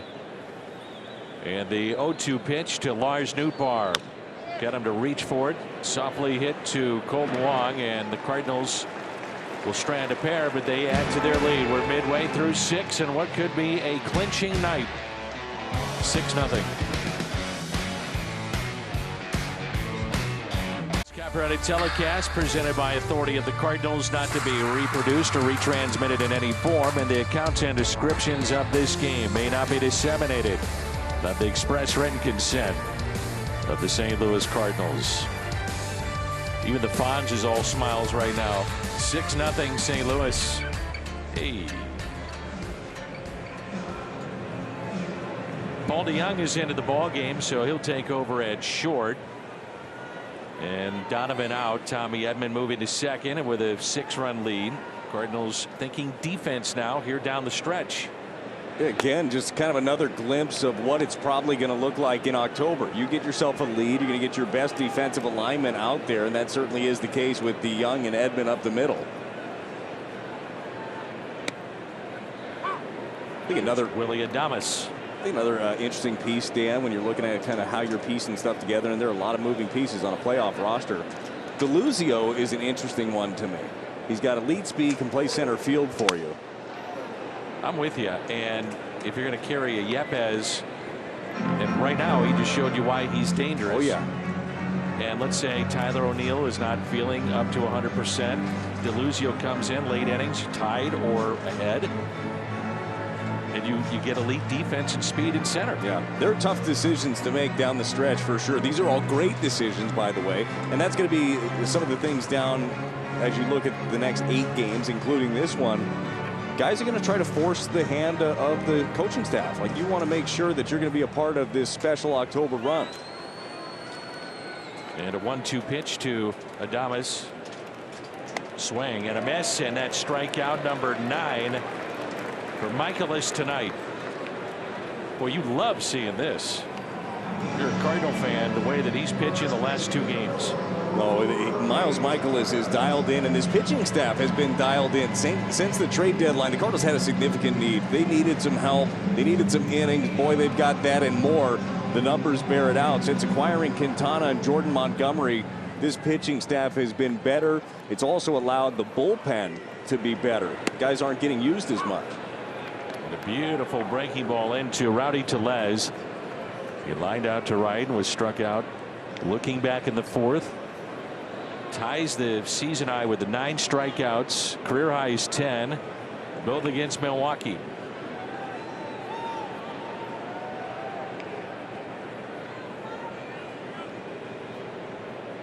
And the 0-1. Way out in front. Now they in 2.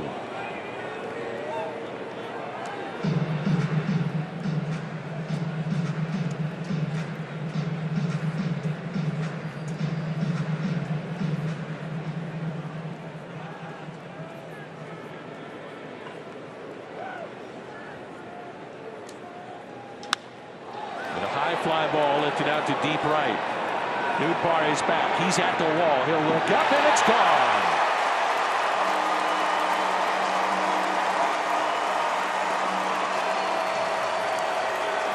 .34 home runs for Tellez. But this is how the Brewers score their runs. If they're going to get them, they get them with the long ball. That's why it's so important that the Cardinals have done a good job of piling on in this game, because they got a lot of guys that can hit the ball out of the ballpark, and Michael has done a great job of making sure there's no traffic. Your Plaza Tire Service pitch track trying to go in and just left this thing middle. Can't leave it there to that guy. Not going to hit for much average, but he's got tons of power. So Milwaukee gets on the board with the Tellez home run. Here's Hunter Renfroe, who is 1 for 2. Andre Palante throwing in the St. Louis bullpen. String of 11 consecutive innings without an earned run snap for Michaelis. The 0-1. Cardinals in the 7th inning will have Goldie, Arenado, Dickerson.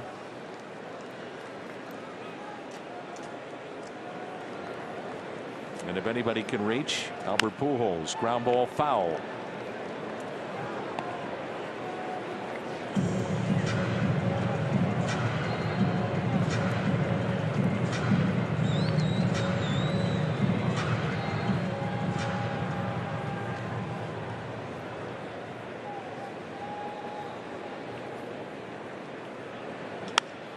In the air to shallow center.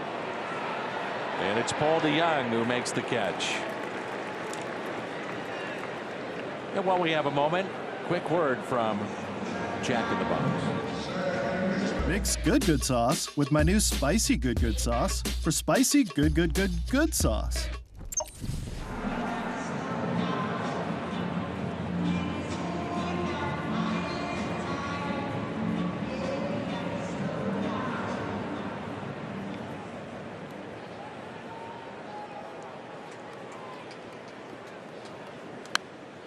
Here's Colton Wong.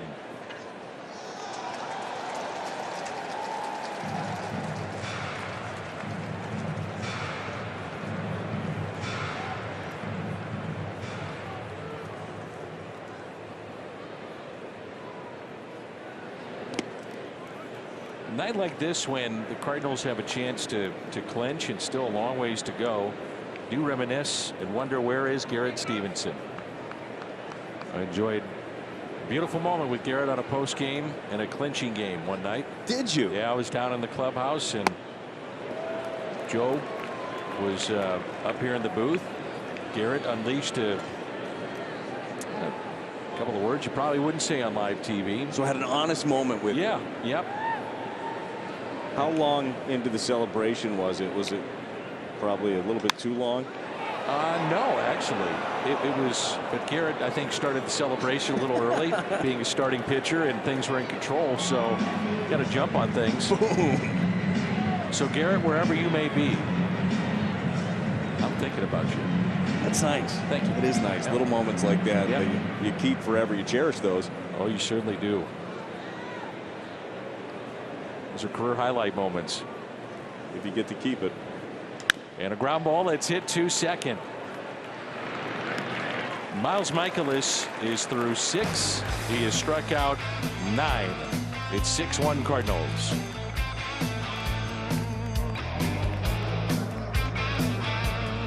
Strong outing. 9 strikeouts in this ball game. Gave up the home run to Tellez for the only run and only 4 hits allowed. Yeah, he was putting the ball where he wanted to. Again, in command, working fast. When there was contact, generally weak. That's what you want to see out of him. And it was nice to see the offense have his back in this ball game. We talked about that being a key. Offense just hasn't been there for him in his 4 starts leading into this one in the month of September. Goldie with a base hit down into the right field corner. He's thinking 2. And in there safely at second base. And Paul Goldschmidt with his 41st double of the year. 2 hits tonight. He's driven in a pair. Just stays on that one well. 81 mile an hour off the plate away. Not going to be able to do anything with that if he tries to pull it.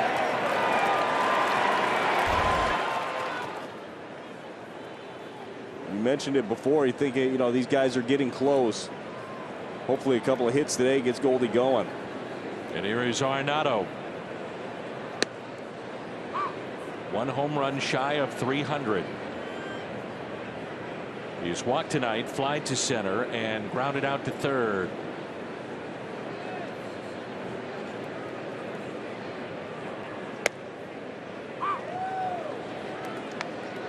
No balls, 2 strikes. Gateway Honda home run inning. Cardinals hit a home run. The Gateway Honda dealers will donate $1,000 to the Make-A-Wish Foundation of Missouri. The 0-2.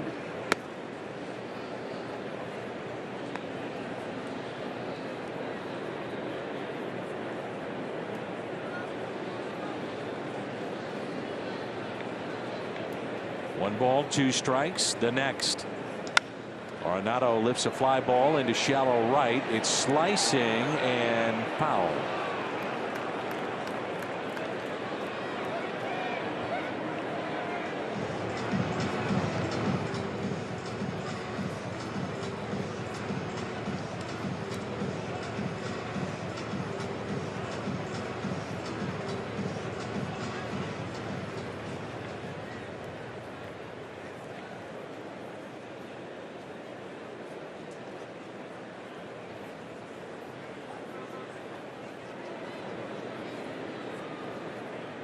The 1-2 and a swing and a miss. The strikeout of Nolan Arenado. And the batter will be Corey Dickerson.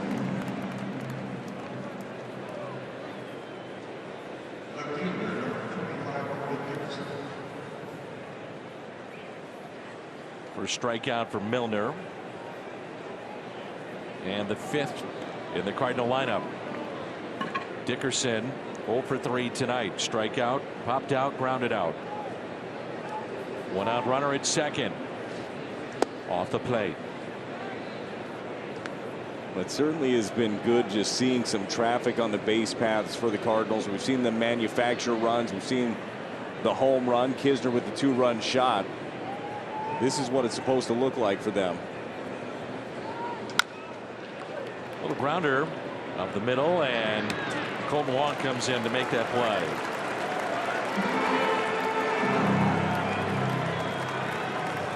Here is Albert Pujols.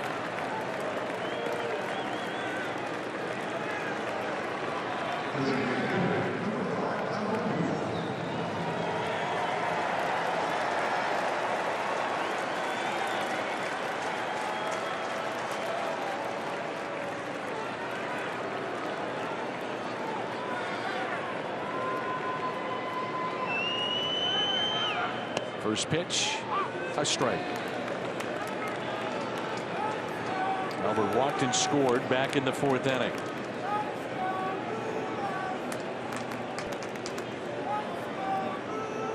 The 0-1. Once again, the fans on their feet down the left field line and behind the St. Louis dugout.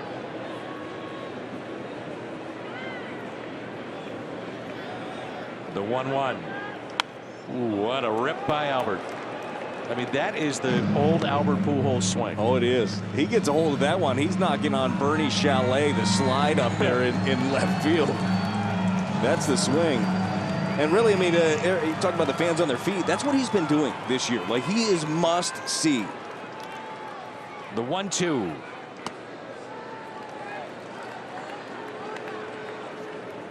Pujols with 2 outs this year, 9 home runs and a .327 average. 700 home runs. The 2-2. Pulled foul.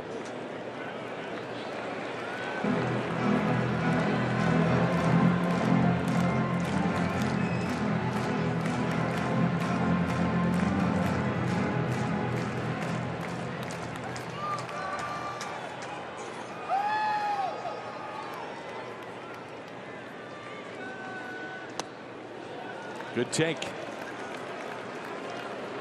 3-2.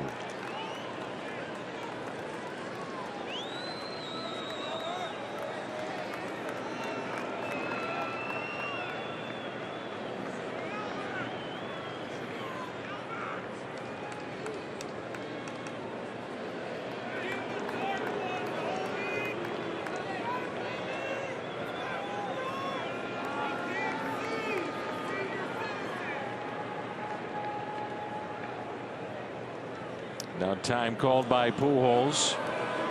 I'm quite sure Hobie Milner doesn't have that many pitches. That's what Albert's doing to you, though, the way that he's swinging the bat. Like, you got to be so careful with him. 3-2. And Albert, a little flare, shallow right, but Tellez makes the catch. Boy, that slider on 2-2, and he got it on 3-2 as well. Time to stretch.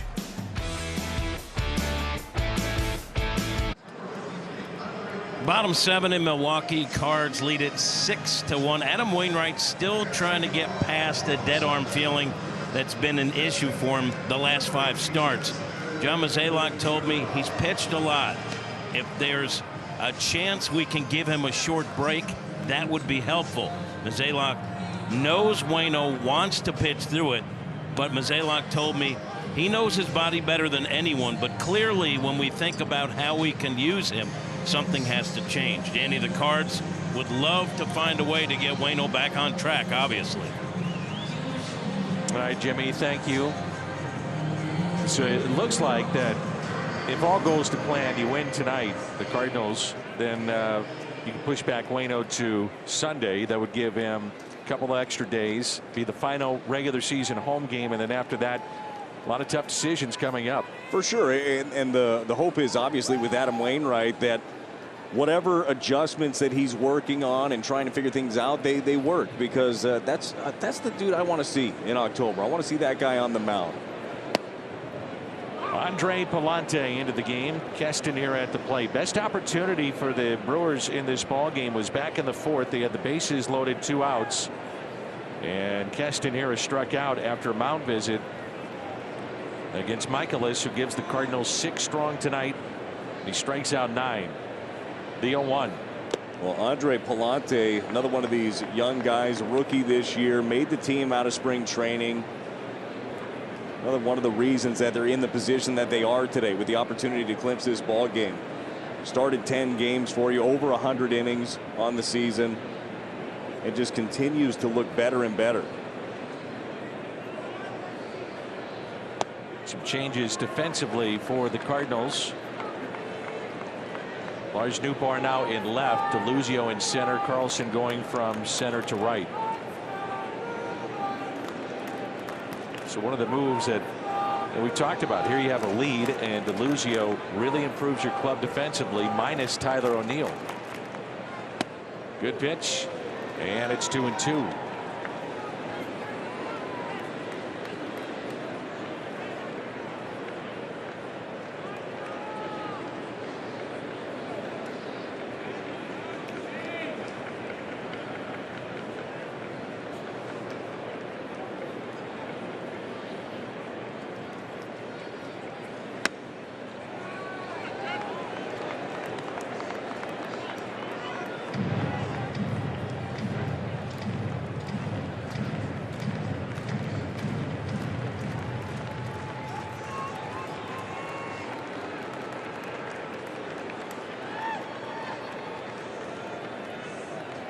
3-2 pitch by Palante. And the leadoff walk.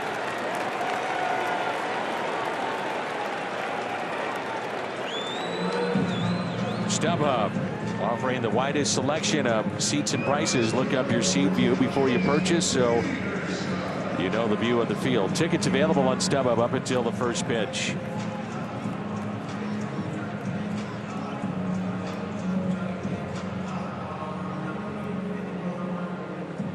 How about a ground ball right here? Not exactly how you want to start walking the leadoff guy with a 5-run lead, especially on a slider right there. But Jace Peterson has grounded out twice in this ball game.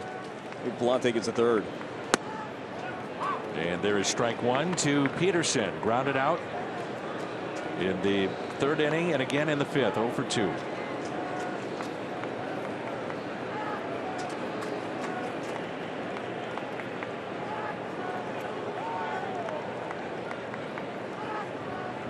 Coming into this start, Miles Michaelis wasn't that far away from 200 innings.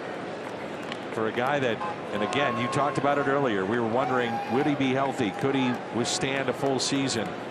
He's answered it and then some. I think that with today's outing, I'm pretty sure he's at 199 and a third. Is that what it is? I believe so. I think he was at 193 coming in. 193 and a third.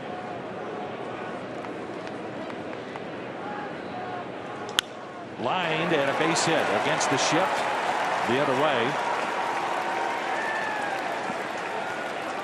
And the first two have reached. Omar Narvaez will be the batter.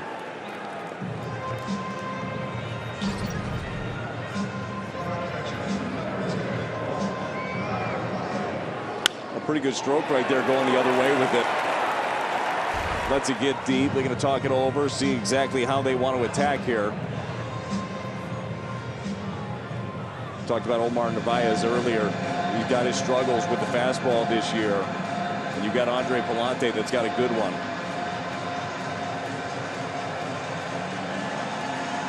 Well, we have a moment. Let's hear from the folks at Tickets for Less. Tickets for Less. For a better ticketing experience. Best seats, best prices, and no surprises at checkout.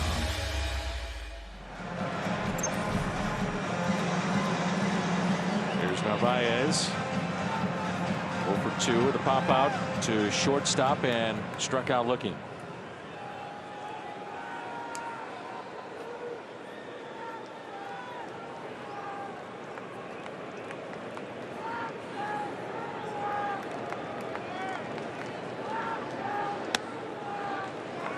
Tell you what, when Jim Wolf is not umpiring, he's also the middle linebacker for the Saints on Sundays. So it's home plate umpire John Cena. Guy's enormous. I was thinking about it earlier on a called strike. I got to get on that Jim Wolf program at Hockey League. Oh my goodness. Here's a 1-0 pitch and a double play ball. DeYoung steps on the bag, turns toe. That's not as easy as it looked. That could have been a tricky hop with the spin. It really was a hop where he got caught in between. A good job of picking it, getting to the bag, and making a strong throw there by Paul DeYoung. And again, another reason why you make the moves that you do. He retreats on that hop a bit.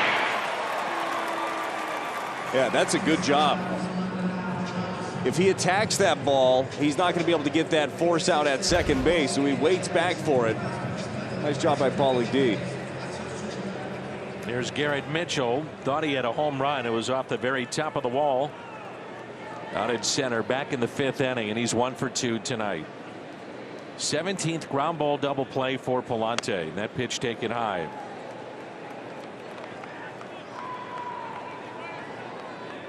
He's really found a home. Palante has kind of given you the 6th or the 7th, sometimes 7th, 8th, but multiple innings and getting it to Helsley or Gallegos. And soon we think Jordan Hicks will be back.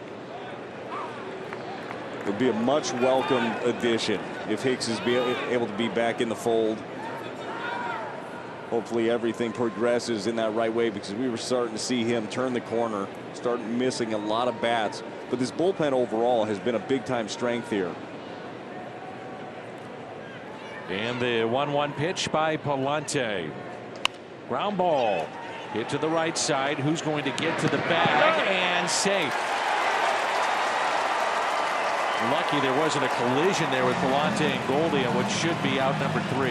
That is one that the Cardinals doesn't feel like it as you watch the play, because that's an out that needs to be made, but they dodged a bullet right there.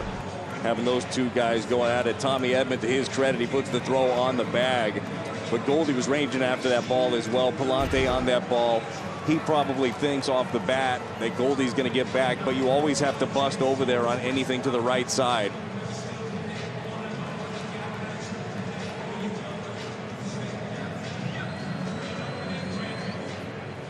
It's a frustrating hit and run allowed by Palante, so Mitchell can really run. And it's oddly enough was told to us before the game, hey, by the way, this guy's going to beat out a ground ball to second. Sure enough, he did tonight, and it leads to a run. So we head to the 8th, and the Cardinals with a lead of 6-2.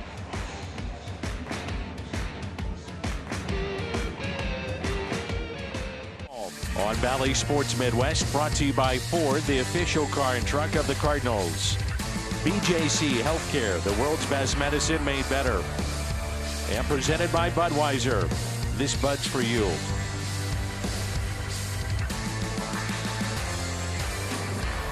We're in the top of the 8th. A win tonight. The Cardinals are the champions of the National League Central Division for 2022.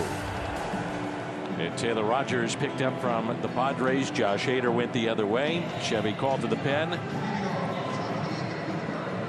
A lot of folks around this team, kind of look at that Hader deal as being head scratching, although that Hader was struggling a bit. He was. But do you get rid of a closer that's been so dominant for you?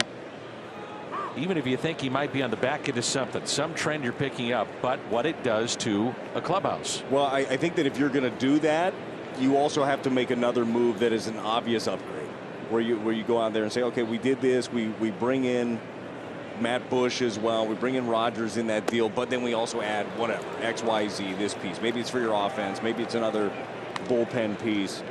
I just don't think that the Brewers did that this year, and we've seen it since the All-Star break. This has been a team that is, or since the deadline, a team that is game under 500, and the Cardinals have excelled since then. 0-2 the count on Dylan Carlson. Couple of doubles tonight, and 2 runs scored.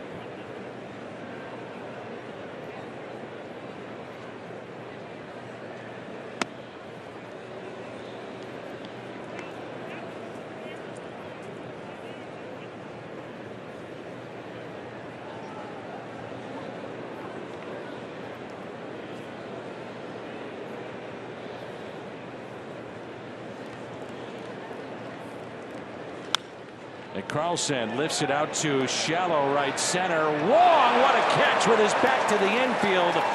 And a flip to Renfroe. What a play. I know we saw this with Colton Wong for quite some time. I didn't think he had a chance to sniff this baseball. He goes back, turns his back totally to the ball. What a play by Colton. Man, is that good. That's supposed to be a hit pretty much every single time. Like the little flip too behind the back. Of course. When you got it, you got it. That's right. Key hit in this game, Andrew Knizner with a 2-run homer. And that was back in the 4th inning.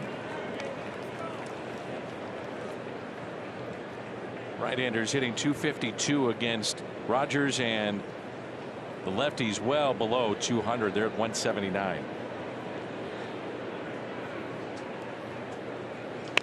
Knizner hits it off the end of the bat. Little squibber up the first base line, and the tag applied by Tellez. And that'll be out number 2.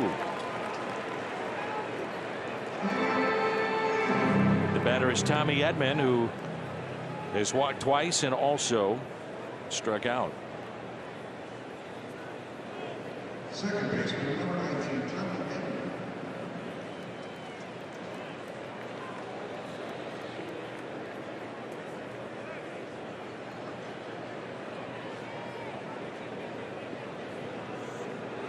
Ryan Helsley is throwing in the Cardinal bullpen, and this is one that Ali is saying, I'm not letting it get away. It's 6-2, and they have 2, 3, and 4 in their lineup coming up.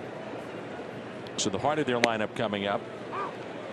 And depending on if he's quick and efficient and getting 1, 2, 3, he goes back out there for the 9th. Yeah, very well could. And again, it's a nice option to be able to have multiple relievers. They can give you extra innings. But we've seen Ollie do this a few times here recently. Doesn't matter what the inning is. The meat of the order's coming up. Helsley's going to end up getting them. And then you have full faith, even if you don't go 2 with him. Giovanni Gallegos has been really, really good. But your best against their best, that's how he's going to set it up.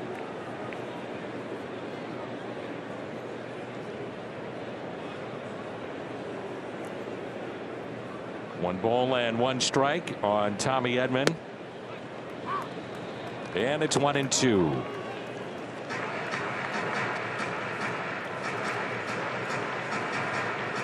Cardinals with 6 innings out of Michaelis. Gave up a home run to Rowdy Tellez in the 6th.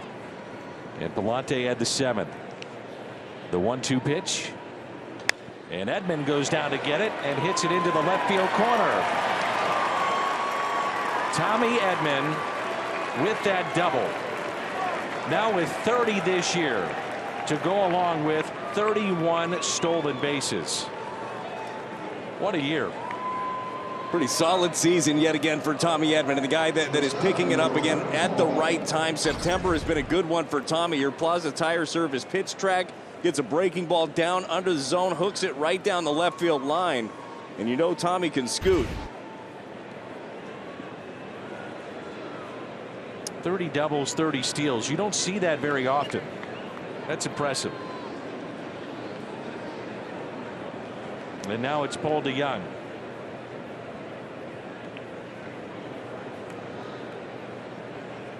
The Cardinals with 6 doubles tonight, and that ties their season high. Really thinking about the Cardinals. Dan, you've been doing this for a long time, and you've been watching a Cardinal fan growing up. The 30 doubles and 30 steals. I mean, that's a fairly rare feat. I mean, is that Ray Lankford territory? Is that? I think it's Lonnie Smith. Lonnie Smith? Lonnie Smith, I know, did it. It just doesn't happen very often. No, it is a unique skill set. Well, especially nowadays, guys don't steal as many bags. So to be able to do that. That's why, yeah. I think Lankford may have done it, to your point. But this is back-to-back years for Tommy Edman with 30 steals and the 30 doubles. Really impressive. We talked about earlier, we're showing the WAR leaders in the National League. This guy's got value. And the 0-2. And DeYoung caught looking at a strikeout. We head to the home half of the 8th. 6-2.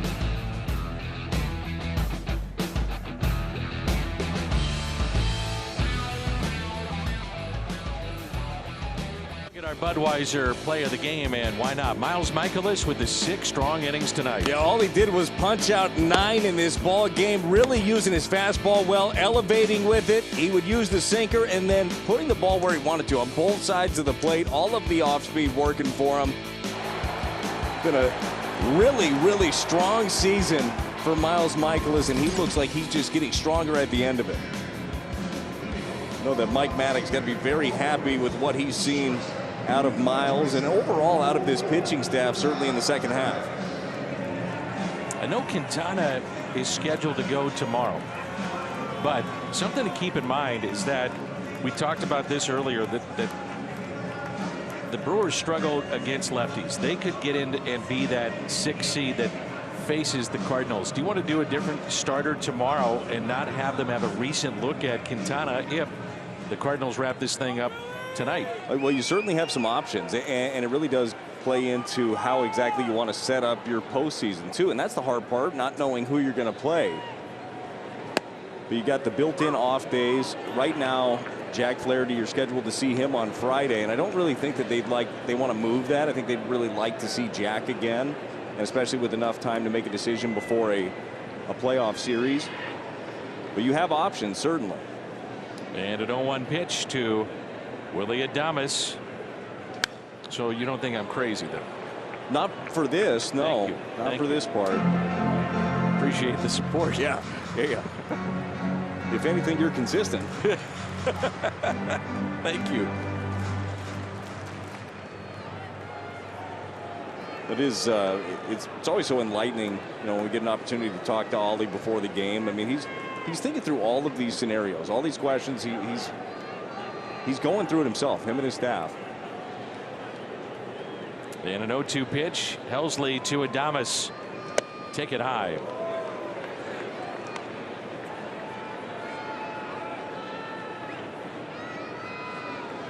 If they're able to hold this thing there, that gentleman, Ollie Marmol's going to enjoy this one. First-year manager, taking his team to a title, Central Division.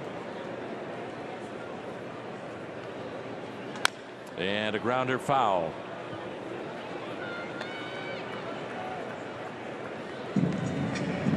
Hopefully the first of many, many more for Ollie.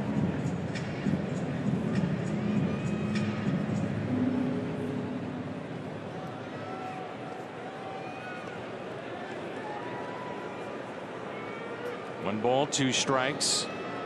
And the next to Willie Adames. Swing and a miss.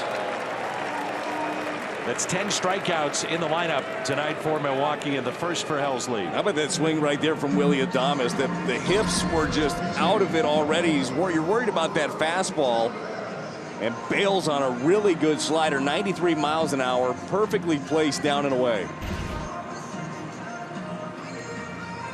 Ryan Helsley, only 1 outing in the last 7 days. Just 21 pitches total prior to tonight, so plenty of rest coming into this one. There's Rowdy Tellez with a home run to right field back in the 6th. He's lined out to right and also was called out on strikes.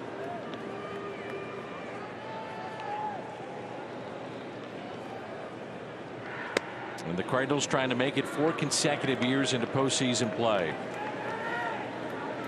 2019 they clinched on the final day. 2020 the shortened season they got in. Last year it needed a 17-game winning streak.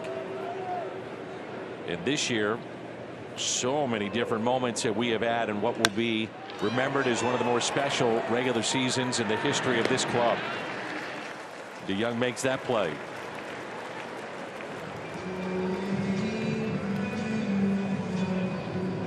That was only 104 miles an hour.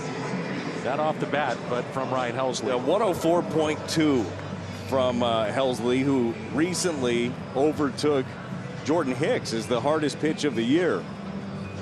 Might have added to it there.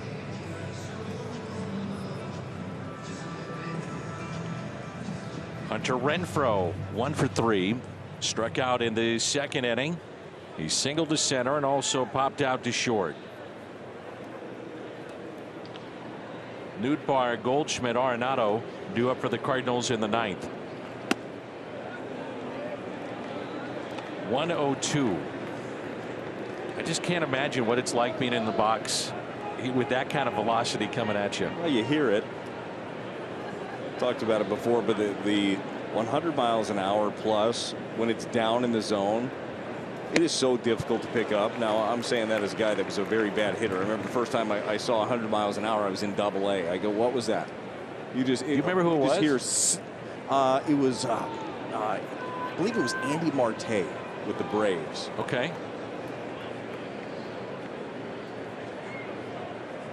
I remember when Rick Ankiel would snap off a breaking ball, and you would hear playing catch with Rick, which I did sometimes. You'd hear that, yes, the seams. Yes, you'd snap it off.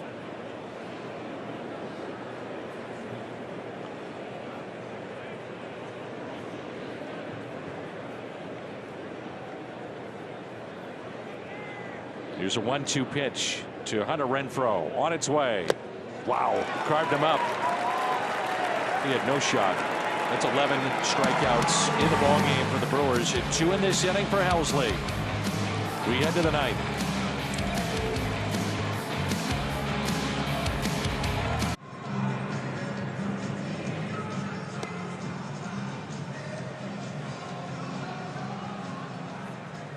Leading off the top of the 9th. 6-2 our score. Lars Nootbaar, Paul Goldschmidt, Nolan Arenado. But imagine if you're Ryan Helsley, you've had that kind of rest. You got a chance to be on the mound for a clincher. You want it. Oh, I would say, yeah. I would say he's probably in there fighting for it if they didn't want to give it to him, which I don't think there's going to be much of a fight. Go ahead, Ryan. You got this.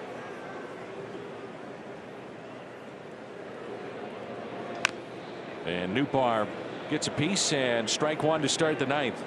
And hopefully with Helsley in that role. And again, we've seen some moving pieces, not afraid to use others in the ninth inning, but Ryan Helsley's got a chance to be standing on the mound for some pretty cool moments this October. No question. Lars Nootbaar with a double, part of 6 doubles tonight, down into the right field corner in the 5th and scored. Breaking ball from Rogers, his second inning.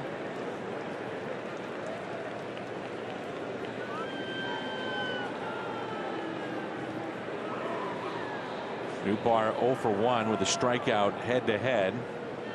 And an 0-2 pitch. A swing and a miss. And the first out here in this 9th inning.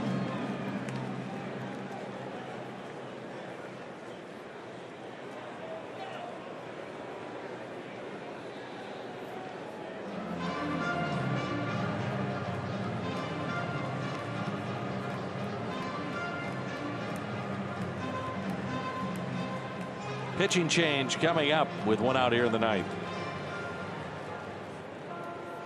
Licky is into the ball game. Chevy called to the pen. Well, the rookie Strzelecki has really grown into one of their more trusted arms in this bullpen. You mentioned some of the influx since trading Devin Williams. Rogers hasn't been as effective as they'd like him to be. Strzelecki has really taken to his role in the pen here in his rookie season. Good fastball slider combo.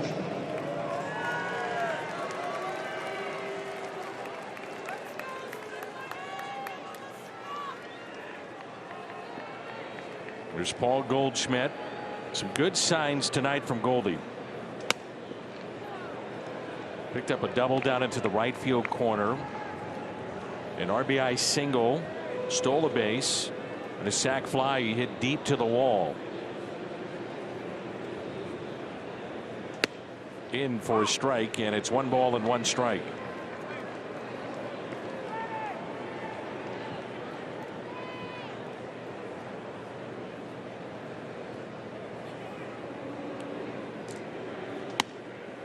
One and 2.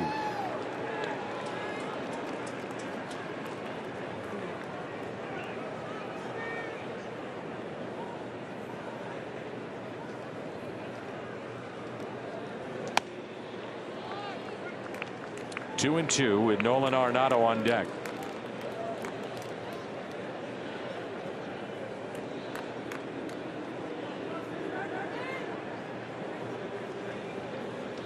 Off the plate and a full count.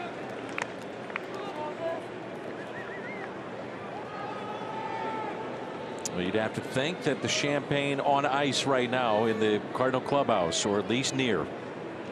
Oh, I got a feeling it's on ice. The tarps are going up, or if they're not up already, just got to keep it right there. Exciting times. I mean, your front step, you're there on the rail, hoping to add on in this ball game, certainly, but wanting to close this thing out desperately and celebrate the work that you put in through 162 games. It's tough. It is tough to win your division. And a strikeout of Goldschmidt. I think that's the most I've seen Ollie chopping gum this year. A little anxious. Yeah, he's a little anxious. Yeah.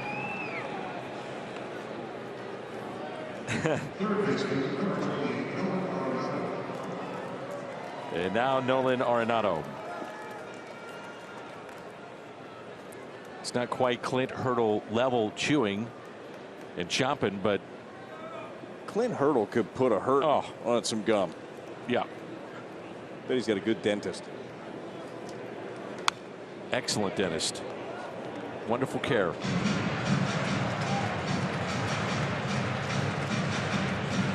Here's Arenado. 2 outs here in the top of the 9th. Wong, Hira, Peterson all due up. Looking ahead to the bottom of the 9th.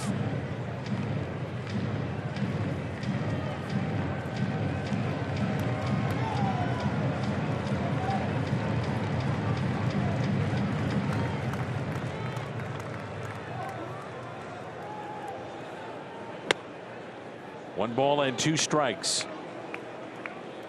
Arenado is 2 for 2 with a double. Head to head with this young right-hander. Well, the one that he fouled off 2 pitches ago, when he's right, that's one that is way deep out of this ballpark. 2-2.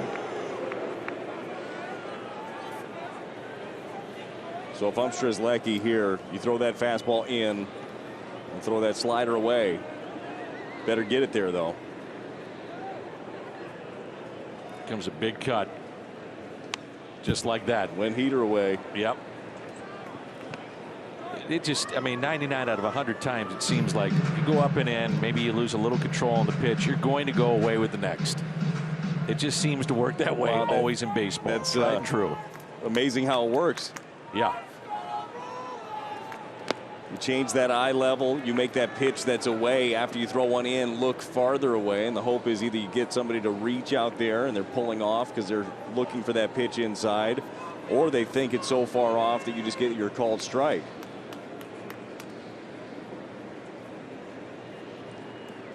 Arenado sitting on 299 career home runs. And he takes a pitch low. So the 2-out walk, and that'll get us to DeLuzio, and then we'd see Albert Pujols.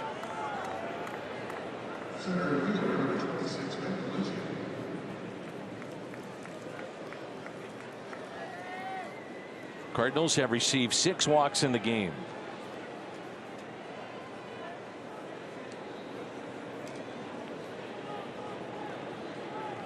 First plate appearance for DeLuzio came into the ball game in the bottom of the 7th and took over defensively in center.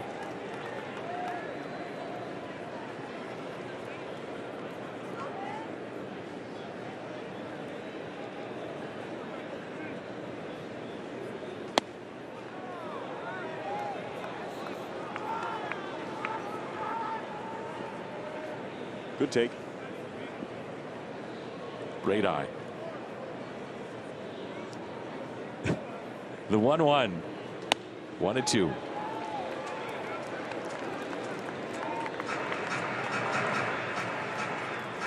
I'd love to see DeLuzio get into one. Maybe another one of those sliders, center cut.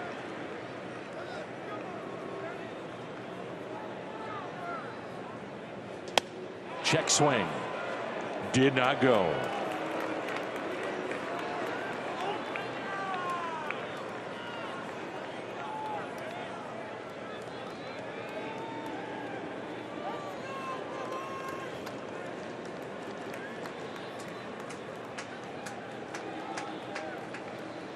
And the 2-2. Out to right field and caught. A chance for the Cardinals to clinch the division when we come back.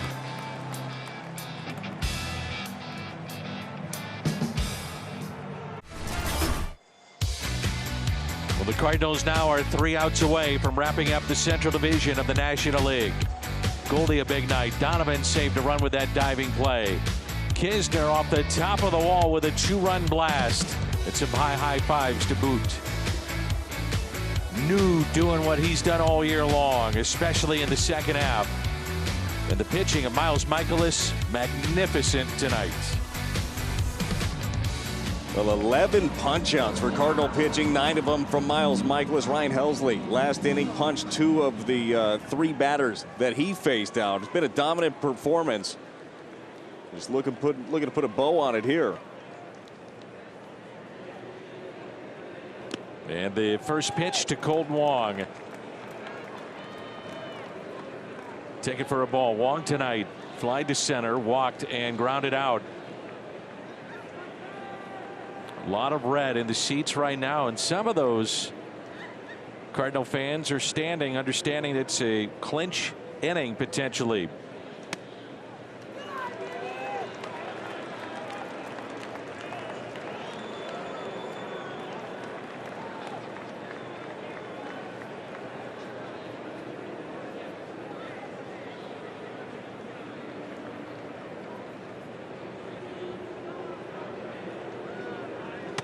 Fastball taken high, 3-0. Helsley scoreless eighth with 2 strikeouts. Now is to come back to get Kolten. But these are these situations too, as you know, you're 3 outs away from clinching the division. A celebration, you know, everybody's a little bit antsy right now. Guys sitting in the dugout, in the bullpen, ready to get this over with. And a leadoff walk.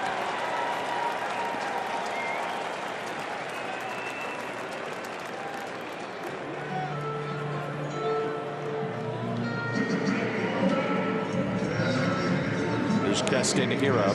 The Cardinals leading 6-2 here in this 9th inning. Hiura struck out twice, and he also walked and scored in the 7th.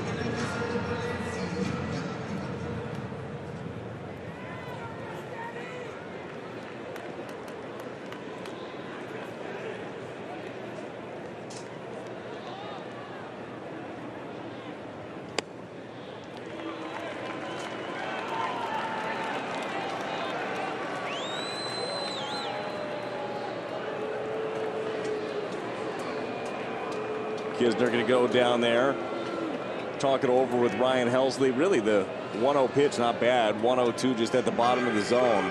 Didn't get the call from Jim Wolf.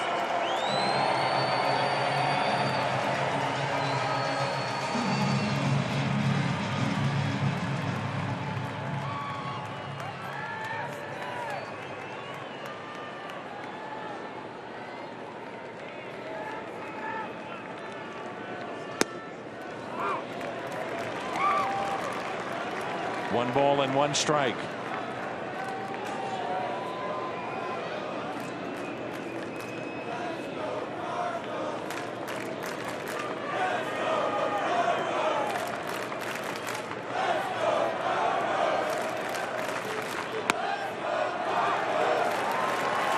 One and 2.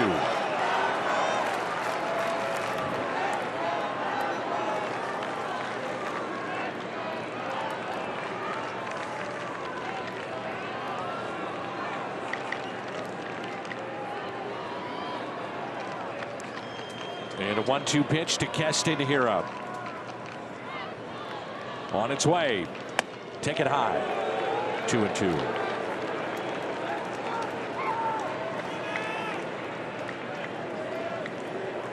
Crowd tonight 29,341. 29341. A whole lot of those wearing red. Waiting to see a big moment here. The 2-2. Did he go? He did. It's a strikeout. That's called by the home plate umpire, Jim Wolf.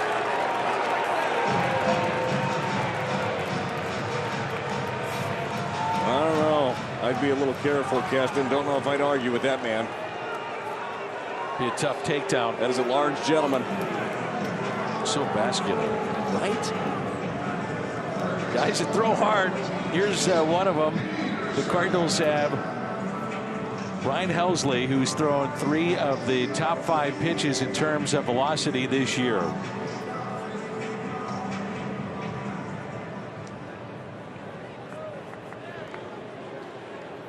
The thing about Ryan Helsley is it's not just the velocity anymore. Got a couple of breaking balls. They're good. They're very good. There's one. The Cardinals, if they turn 2, game over. Be a way to end this, as they have turned so many double plays throughout this season. The best in baseball on the ground, the most turned, and time called. And Goldie is going to back up with Wong at first base, but still be right by him, but not holding on at the bag, with the runner at first and a lefty bat. Cardinals have turned 149 ground ball double plays. And Jace Peterson is in the hole, 0-2. Yeah, Ryan Helsley generally isn't the guy that you think of first when it comes to getting that ground ball, getting that double play, mainly because he's so hard to put in play. The 0-2.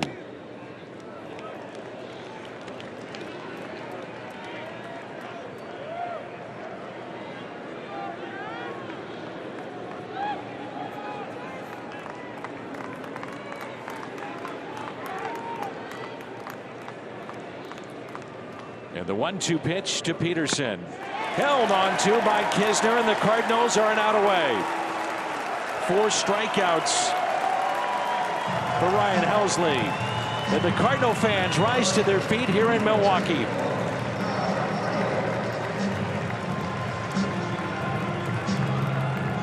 Omar Narvaez is potentially the final batter in this game.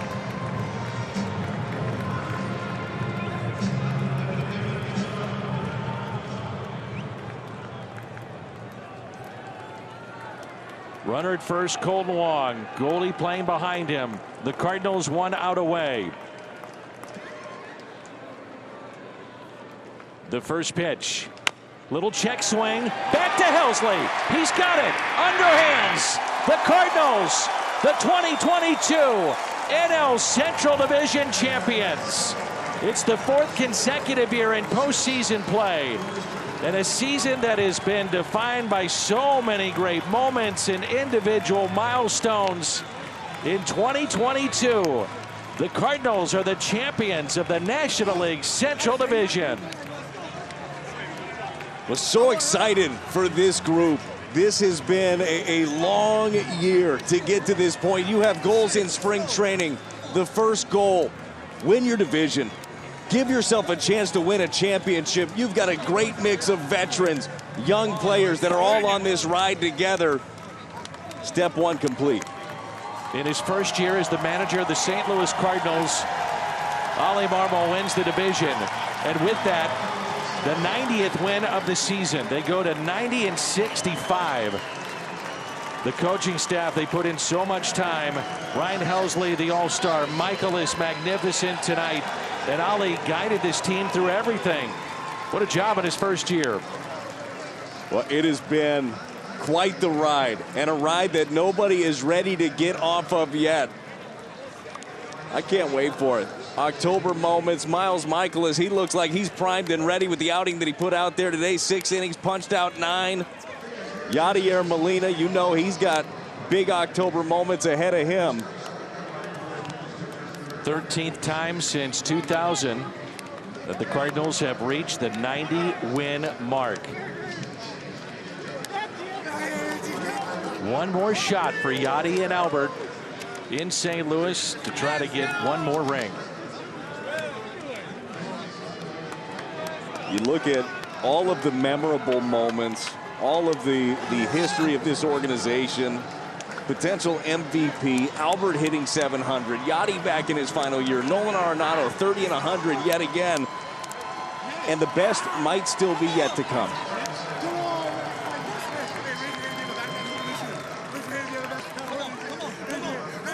Albert is said from the get-go, it's not about the individual numbers. They would come, but it's about the team winning. And he's back in St. Louis, and lo and behold, the Cardinals are back into the playoffs. It just seems right. It just seems right. Talked about it throughout this game. The vision of Albert Pujols, Yadier Molina, Adam Wainwright with champagne. That's what it's supposed to look like. Now let's do it a few more times.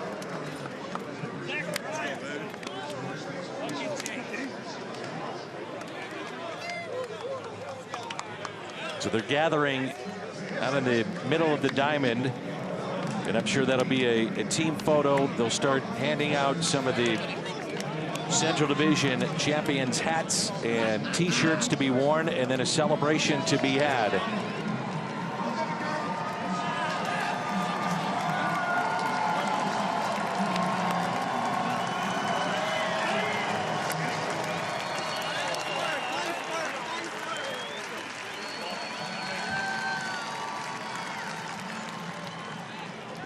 The Cardinal fans have taken over in the seats. Brewer fans said, I'm out of here. And the Cardinals will gather You get a team photo and then let the celebration begin. And Jim Hayes getting set to take you inside that Cardinals clubhouse here tonight.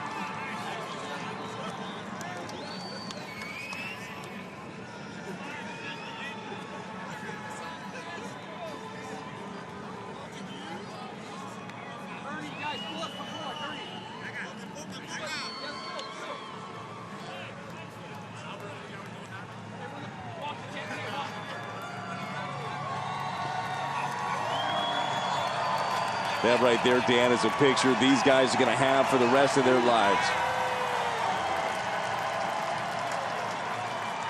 And look in the middle there in the front. It's Yachty, Albert, Bueno all together for that photo. And now they head into the Cardinal clubhouse, and let's have a little fun. We will take you inside the Cardinal clubhouse. Exclusive coverage right here on Valley Sports Midwest.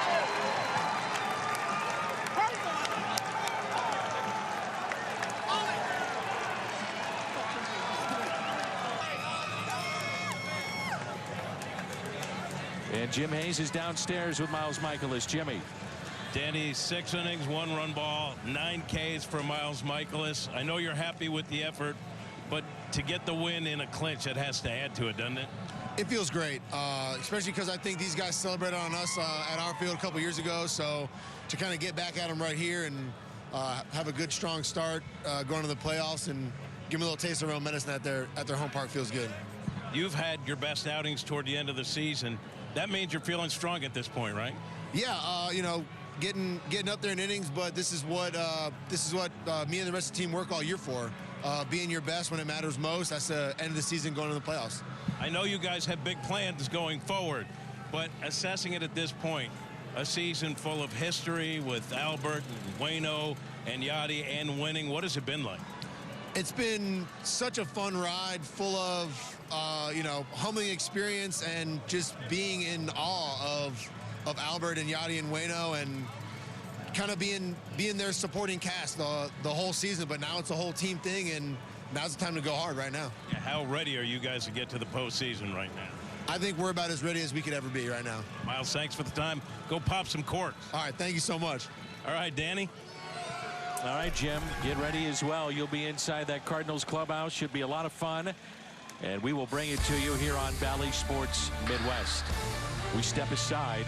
The Cardinals win the Central Division of the National League in a final of 6-2.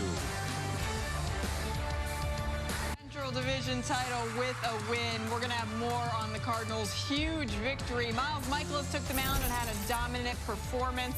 We'll talk more about his night. We'll also head back in the clubhouse at American Family Field. Get all the celebration and post-game reaction from the Cardinals clubhouse. Al Raboski and Rick Ankiel join me for Cardinals Live. It's all coming up next.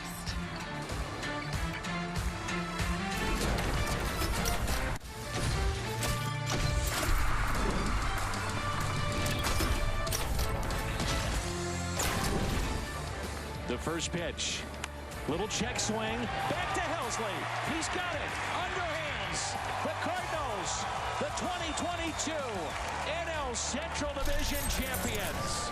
It's the 4th consecutive year in postseason play. And a season that has been defined by so many great moments and individual milestones. In 2022, the Cardinals are the champions of the National League Central Division.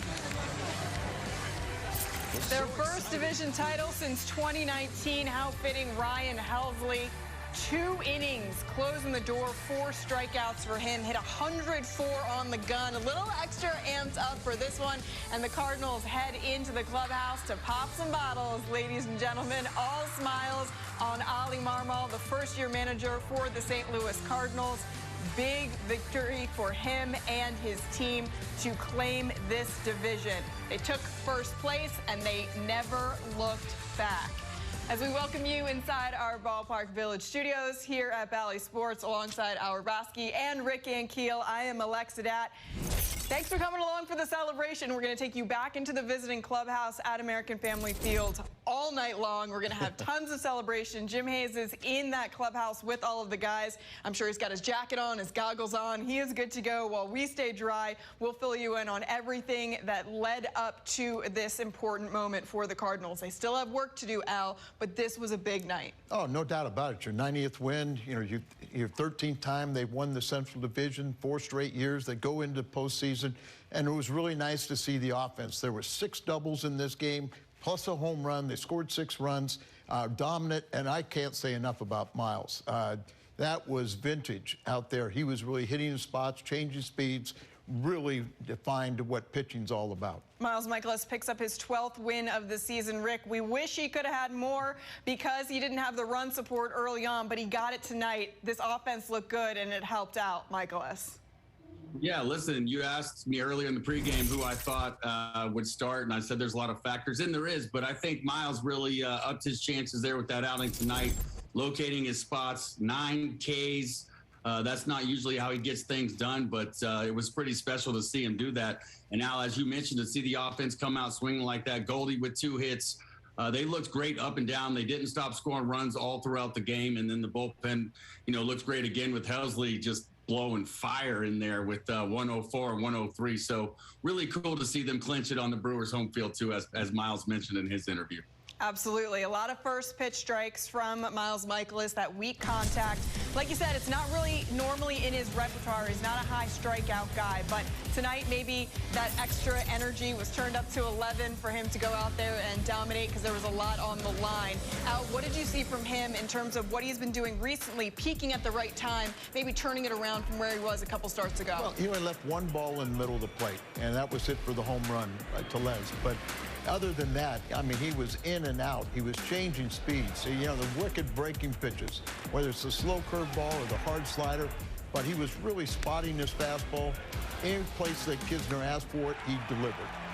As we take a look at a graphic basically showing why Miles Mikolas was able to be so successful tonight, it really demonstrates the information that you can break down numerically to say, okay, here's where you can pinpoint and say Mikolas was so strong. Al, which number jumps out to you? I think just first pitch strikes. Yeah. When you're ahead in the count, you know, and get the first batter out in an inning, you're well on your way to having a shutout inning. But I just thought he was dominant. You know, I don't even know if I can say there were 6 hard hit balls out there, but you know, he had good defense behind him, but he, you know, maybe a little bit rare as he had 4 3-ball counts. He did walk 1 in this game, but he had the strikeouts going for tonight. Yeah, he sets a new single-season strikeout total. And again, not really normally part of his repertoire to work those strikeouts as much as he does, but he did it tonight, Rick. And if you can build on that and potentially have that in your arsenal going into the postseason, there's not much that can stop Mikolas. No, listen, he was so efficient. 73 strikes out of 100-plus pitches. You know, I was watching the game with my 10-year-old.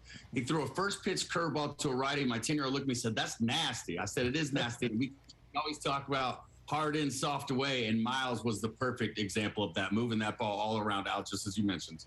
All right, time for us to go inside the clubhouse and hear from first-year manager Ali Marmol speaking with the team. Obviously, tons of celebration and congratulations. Let's listen in. First of all, I want to thank Mo, our front office, Gers, Flo, Moy, the whole group. It's been a blast collaborating with you guys making this happen. Our staff, you guys are incredible. You guys have done a phenomenal job. Everybody from the performance department, medical, all the way down to our field staff. It's been incredible. So super proud of you guys and thankful for you guys. And then to you guys, the players, I understand something, and here's why I appreciate it a ton. We've had a lot of things happen this year that are individual accomplishments. All right, you think about our corner guys, MVP seasons, the whole, I mean, there's a lot there. The 325, Yad, Waino, all right? You got 700 with Albert.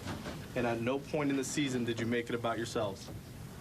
Everything you did the whole way through, regardless of what you were chasing, you were pointing to one thing, and that was the championship, helping us win. And that, I mean, that's big. That's important. Because what it does is show the next wave of players that are coming through, the young guys, that we play for more than just ourselves. We play for something bigger. This organization has a ton of championships, and this is the reason why, because of the culture that you guys set. All right? Just understand something. This is the first step towards what we want. We talked about it in spring training. Everybody does, but we actually have a shot. Okay? Real quick with Albert and Yachty announcing, you guys, this is your last run. It ends in a special way, all right? It's supposed to end with the championship. So I want real quick 2 things. Where's Noel at? Right here. Congratulations. First division. Yeah, thank you. And then real quick, I want you to tell the group what it'll mean to walk out of here a champion in your last year. Definitely, guys. I mean, what an honor. I mean, to come back here, you know, and just finish my career being in the playoff. I mean, this is just, I pick it up on Ollie. This is just one step, guys. Just remember this moment. This is what we want to do deep in October and hopefully win that championship, bring it to the city of St. Louis. So enjoy it. Enjoy the night we deserve. Open down, you know, long season. And this is just one strong step. So, I mean, there's no better sacrifice than winning that championship, guys. Just stay focused on that.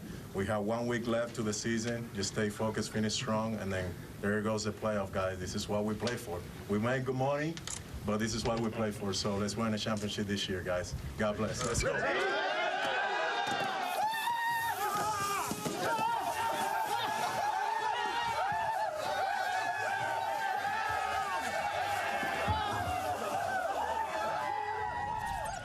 It doesn't get any better than that. I know you both were amped up watching that. Rick, tell me the emotions that go through your mind. It just brought back memories of the first time that I popped champagne, and then you're listening to the message that the players are getting, right? I thought you're sitting there thinking about, what does this mean? What does it mean for all the rookies? And that's really what I think the biggest memory for me is, all the rookies in there for that first time. It's something that you'll never forget. Al, what was your first time like? Do you remember?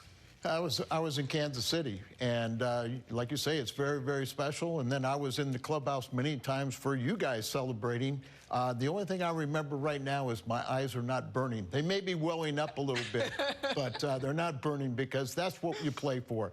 And I thought what Ollie and what Albert said was really meaningful.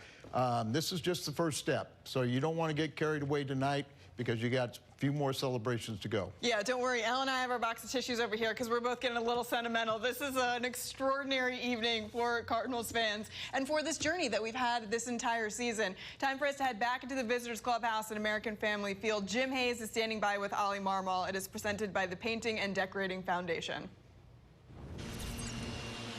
First-year manager, seems like you're enjoying it so far. No doubt. You talked about it during spring training. You put a plan together.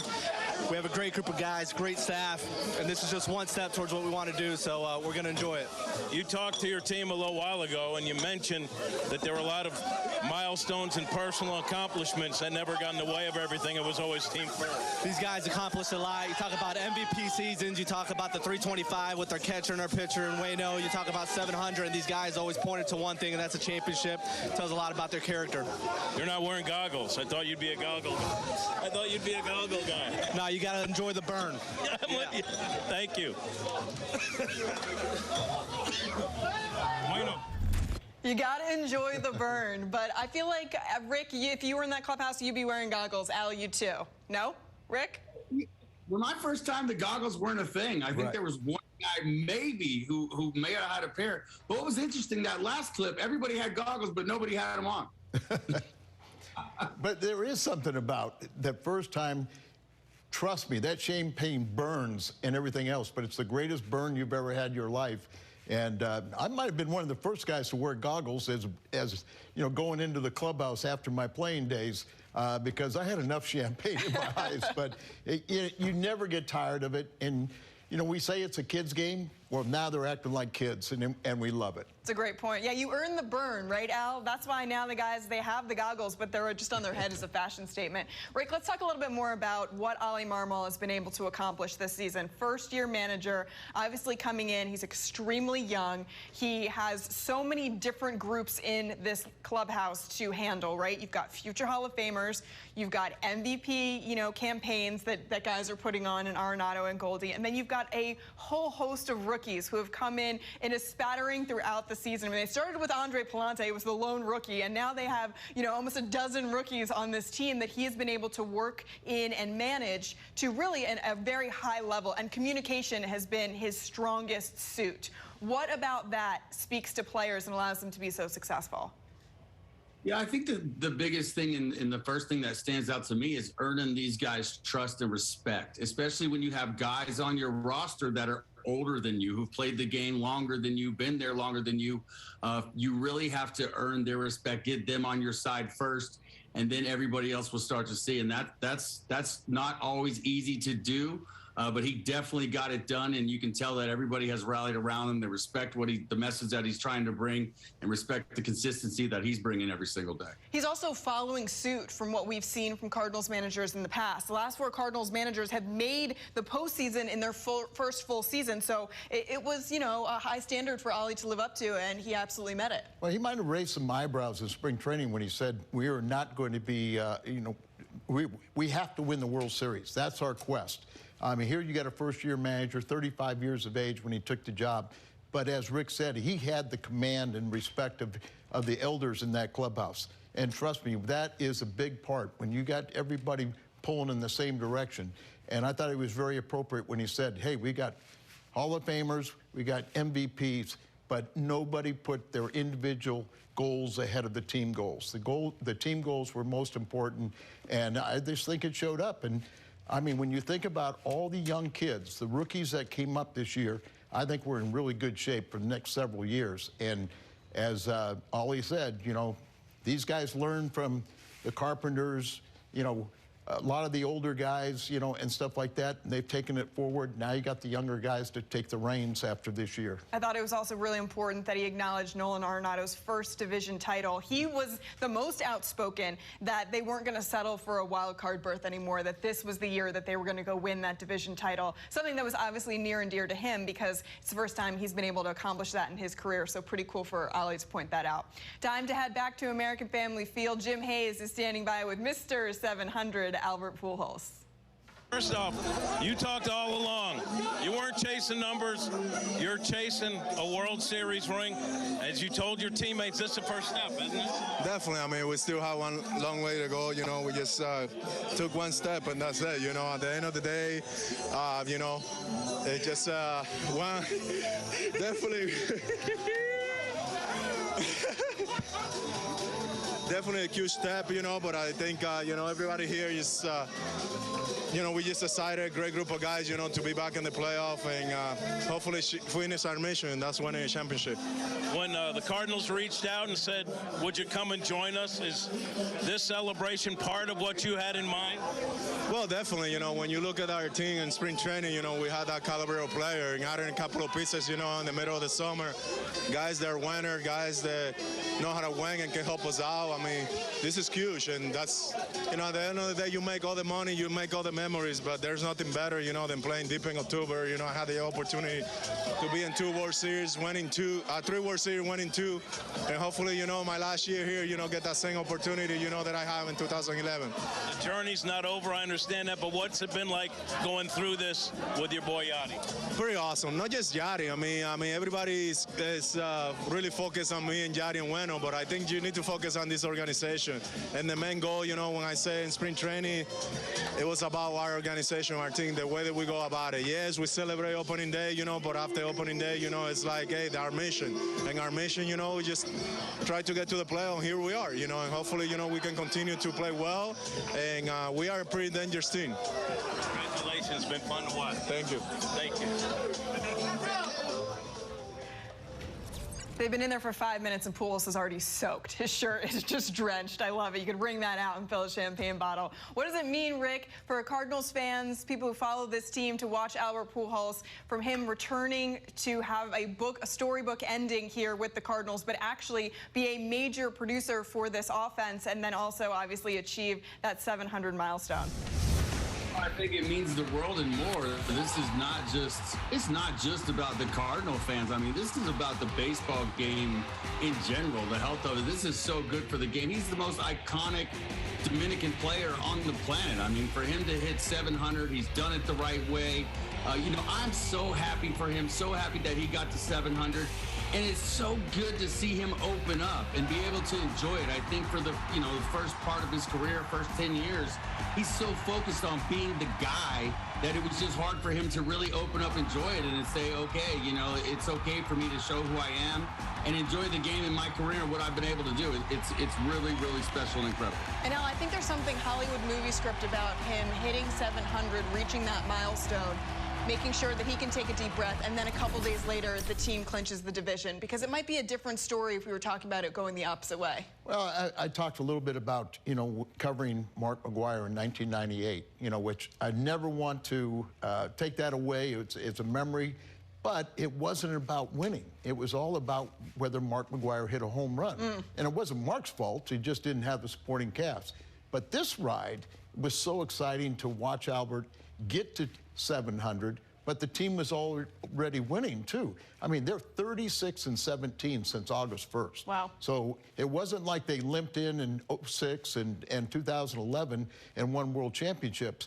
This team has really been gearing the last couple months, so keep the ride going. Yeah, they took over first place in the division and never looked back. All right, we're going to take a quick break here on Cardinals Live, but we have plenty more postseason celebration to get you ready for the playoffs. We'll be back, and we'll head back to American Family Field with your beloved Cardinals. Epic night where the Cardinals beat the Brewers 6-2 for their first division title since 2019. This is their 12th NL Central crown, 4th straight in postseason play, and they have been on top of their game. It's our Menards big money moment, what they have done since August. The month of August was insane for this team, 22-7 record, but they just kept building off of that. And yes, it wasn't as impressive as August was, but September, they've still been able to build on that to roll as far as they can to get close to the postseason now. Winning is winning, and you know, you're having a lot of fun when you're doing that. You score 5 runs, you should win. You can see their average with runners in scoring position. That's exceptional. Home runs, they've hit a ton. Like to see a little bit more small ball with the home runs, and they've pitched extremely well, and recently that bullpen has been sensational. All right, Rick, so for all the fans out there that said they peaked too early, what do you say to them? Well, I mean, listen, I think if you historically look at teams, it's really hard to go August, September, all the way through October. So me looking at it, if I'm looking at it, I'm kind of glad they slowed down because now it's time to heat back up. It's hard to hold that. The offense was out of its mind doing what it did in August. Pitching, starting pitching as well. Well, guess what? Here they come. Tonight was a great win, big confidence builder. Albert got to 700. Not that that's what it's about, but it happened. Now here we go into October. I also think that dominant August where they were able to take such a strong lead in the division allowed them to not have to panic or sweat on this really tough West Coast swing that they were just on, facing, you know, 2 or 3 teams that they're going to face potentially in the postseason, or at least in postseason contention. So I think that gave them that cushion to be able to say, okay, we got some things we need to work on here. Let's just lock down the division, and then we'll go from there over the next week. Yeah, and backing up what Rick said, remember last year they had the 17-game winning streak, got them into the playoffs, but after that they were flat. So I agree with Rick. You know, it's okay to have a few losses in September, but now is put the foot on the gas and go. And remember, this first round we'll play the 6th seed, the wild card team, and it's 3 games at home. And you know how well the Cardinals play at home. They're 51-27. Let's run that, keep that going up this weekend, too. They love that home cooking. All right, time for us to go back to American Family Field. John Mozeliak is with our Jim Hayes. So, as a president, do you still get hit with a lot of champagne, or is there a fear factor that maybe the contract would be ripped up? Well, I thought there was the fear factor, but it's not working tonight.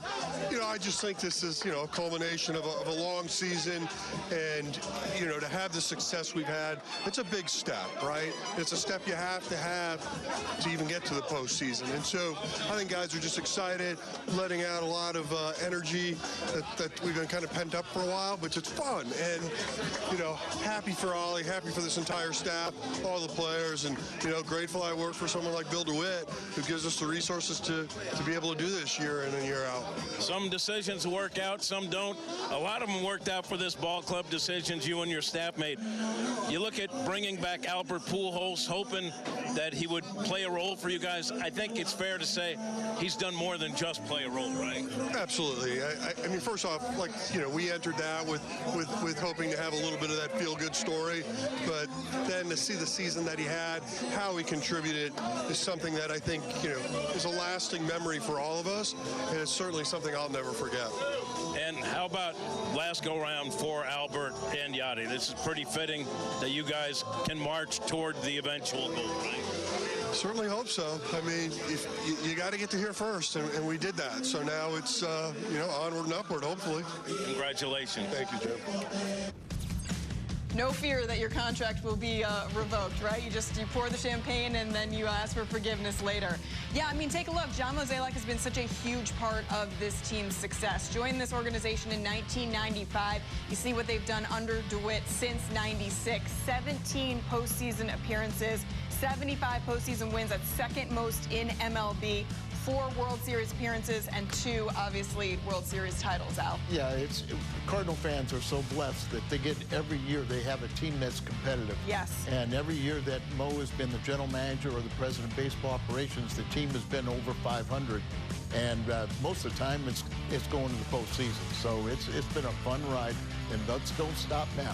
Yeah, Rick, what about this ownership stands out to you, whether it's John Mozeliak or the DeWitts, that have been able to make this organization so successful? It's consistency. When you look at the numbers, you talk about the 17 appearances into the postseason. That's it. It's culture.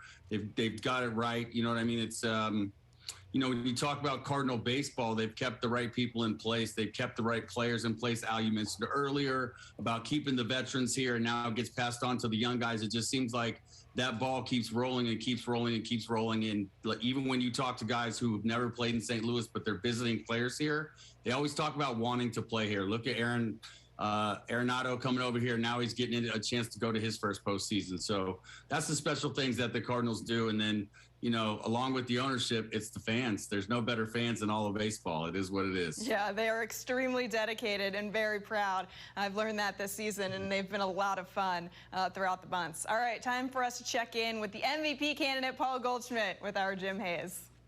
Moving. You're a sick duck right there. I know. Get you. No, all right, my question is, there's certain guys who are goggle guys. I knew you wouldn't be a goggle. No. You gotta feel the burn. You gotta enjoy it. We've been working a long time for this, and it's awesome. Tell me a little bit about this. I mean, if you can speak. Is that cold? It feels amazing. A little bit about this ball club. Obviously ups and downs, but this was the goal you guys set from the first day of spring training. Yeah, of course. We had our ups and downs, as every team has. We played great in the second half. We've had a lot of different guys step up, and that's what it's going to take. We want to keep, having these celebrations, and it's going to take a team effort, and hopefully we can do it. Last thing, veteran leadership. I mean, you have Waino. I mean, aside from yourself and Nolan, Waino, Yachty, Albert, what'd that mean to you guys? Oh, I'm young compared to those guys. No, they're amazing. And, I mean, you heard it. I mean, with Yachty and Albert, this being their last year, I mean, we definitely didn't want to let them down and still don't. And hopefully we can send them out the right way. Thank you. Oh, man, how much do you love seeing Goldie having fun there? So it might not be the Triple Crown, Al, but to me, he's the NL MVP. Yeah, it's his to lose, and there was good signs today. He got a couple hits. He had a couple RBIs. And so, he's going to pad those numbers a little bit. It's unfortunate he's not going to be a Triple Crown winner this year, but, he still had a remarkable season and just the complete player that he is, because he's a Gold Glove at first base. He's one of the best base runners in baseball. Everything he does on the field is elite. Yeah, and Rick, we've been talking about an MVP campaign for Paul Goldschmidt for months now. He has been doing this since the start of the season. Maybe a little bit of a slump here, but he broke out of it tonight. You saw with a double and the fact that he was able to come through. But it's just so remarkable. I mean, you talked about consistency with this organization. I feel like Paul Goldschmidt is a winning example of that. I'm right there with you. Look, I mean, if you look at how well this team played when he was doing his thing and getting up there and really hitting, it's unmatched. I mean, look, the Triple Crown is the unicorn of awards. It just doesn't happen that much. It's not that easy to do. But like you said, the MVP is his to lose. He's that player for me. All right, the other guy who we needed to get going tonight, Nolan Arenado, back at American Family Field, soaked with champagne and beer with our Jim Hayes. A lot of your teammates are saying this is for you. It's a division title. What's the feeling like? Well, it feels great. I mean, I love these guys, man. They've always had my back. I've been, we talked about it. I told them, I shared with them early on. I was like, hey, man, I've never won the division, man. That's what I want to accomplish first, and then we'll make our way down. And, they've been reminding me constantly, throughout the whole week, like, we're going to win this division for you. We're going to win this division for you. So it's been really cool. It means a lot, but it's not about me, man. It's about this group. I'm just thankful to be part of a great group like this. Everyone from top to bottom, front office down. I mean, everyone's just been contributing, and I love everyone here, man. I mean, I love every one of these guys. I mean, our goal is to win, and that's all we talk about. There's obviously ups and downs to every season. I know you guys have a quest beyond just getting to this point. But what has the season been like for you in terms of ups and downs, history along the way, and then you catch fire at the All-Star break? Yeah, I mean, it's been a mixture of everything. I mean, that's how baseball seasons are, man. There's a lot of ups and downs, and it's frustrating at times, and also at times it feels like it's coming easy, but it's just a hard game. God, enough already. I'm sorry. It's never enough. It's never enough, yeah. And the season brings a lot of ups and downs, a lot of emotions, but good teams find a way to stay like this, and we stay like that most of the time. So this team also has a balance of great veteran leadership and young guys too, right? Yeah. I mean, we have a great group here, seriously, from Al. He's doing it again. Yeah. This guy, he's unbelievable. He won't stop. He won't stop. From Waino, Yachty, Albert, Goldie, myself, and then all the way down. I mean, all these guys, man, like, we just have a great group, and those guys lead the way. Seriously, Albert, Yachty, Waino, they go about their business. They show us how we need to do it, and then we try to pass it down. And that's a great thing about our team. We got great young guys, too, man. They listen, and they follow suit, in a sense, and all their goals are try to win, and that's it. One last thing. Why no goggles? I see the veterans not wearing goggles. I'm not wearing goggles because I feel that's cheating a little bit. Yeah. You know what? I think you got to let it burn. I mean, that's the burning sensation, man. That's burning that win. I mean, the pain feels so good, It's like a regular season. It feels so good when you win, but there's a lot of pain in it, and that's just kind of what it's all about, man. Congratulations. Thank you. I appreciate you. One of my favorite Usher songs, Gotta Let It Burn. All right, Rick, what about Nolan Arenado's, gumption, his fight, his consistency means the most to this organization? Because think about it, he's got 9 gold gloves, he's a 7-time All-Star, 30 homers and 100 RBI for the 7th time in his career. He came to St. Louis, people were like, well, is he gonna stay here? Is this gonna be his home? He's like, I want to be here. He showed his dedication to this organization. They've showed it back. It's a mutual love there, and you get to see how that all results onto the field.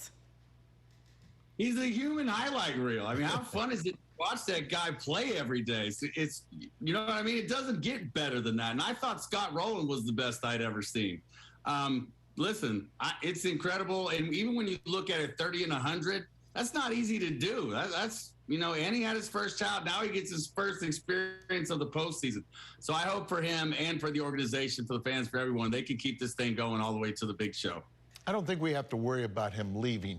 I think he had one more opt-out this year, but I don't think we have to worry about that. He's going to be a Cardinal, and he'll be a Cardinal for a long time. I remember he was having some issues with his back hurting, and so he decided to opt out of going to the All-Star game. Remember that? And so we were concerned about how that would affect, his play. And here we are sitting, celebrating his first division title, not concerned about it at all, because he decided, instead of to go and maybe tweak it or affect it in an All-Star game, to stay home and to rehab it and to put himself and the team first. Selfless is really the word that comes to mind when I think of Nolan Arenado, because his goals were in the future, was set further out. He was looking at the bigger picture and saying, I'm doing this for a championship, not only for a division title, but for a ring.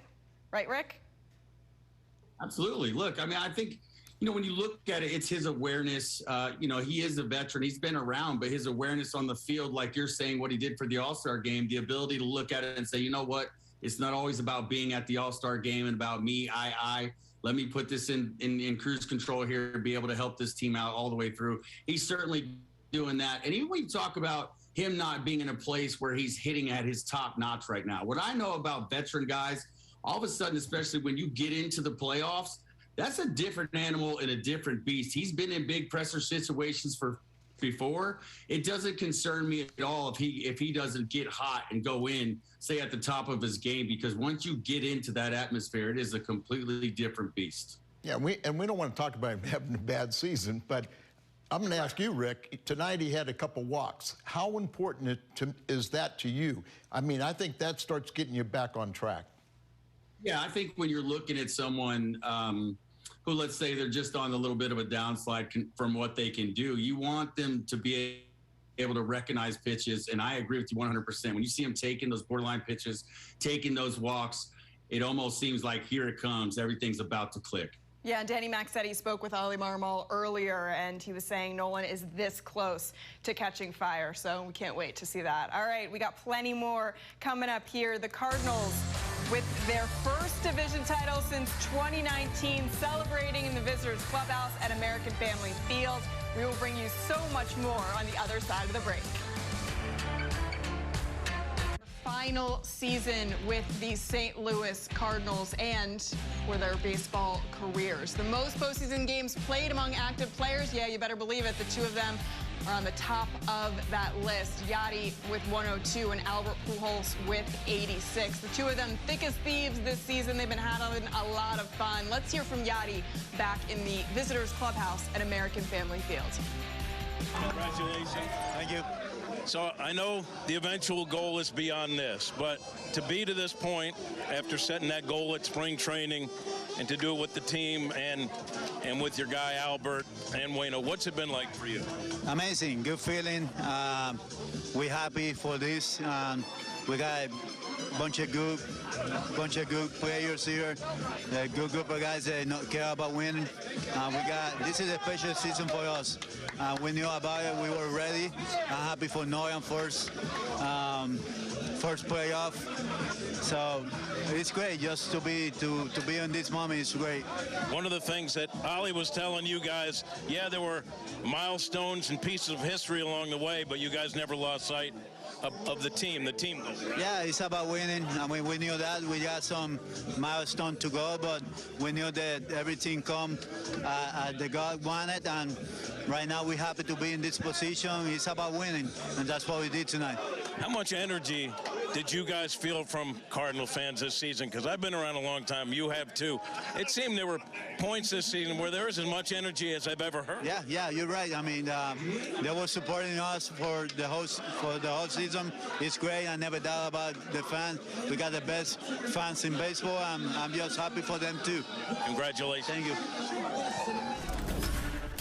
Yadier Molina is the greatest catcher that I've ever had the privilege of watching. I think his entire career is basically kind of revolved around my career in covering this sport, and I haven't seen anyone do it better. And it's going to be tough to say goodbye to one of the game's greats, but what he's been able to accomplish this season in terms of working with this pitching staff with so many rookies, right, that have come in, he's gotten the job done, and then also, obviously, securing the record with Adam Wainwright, with his health issues going back and rehabbing and then returning to the team.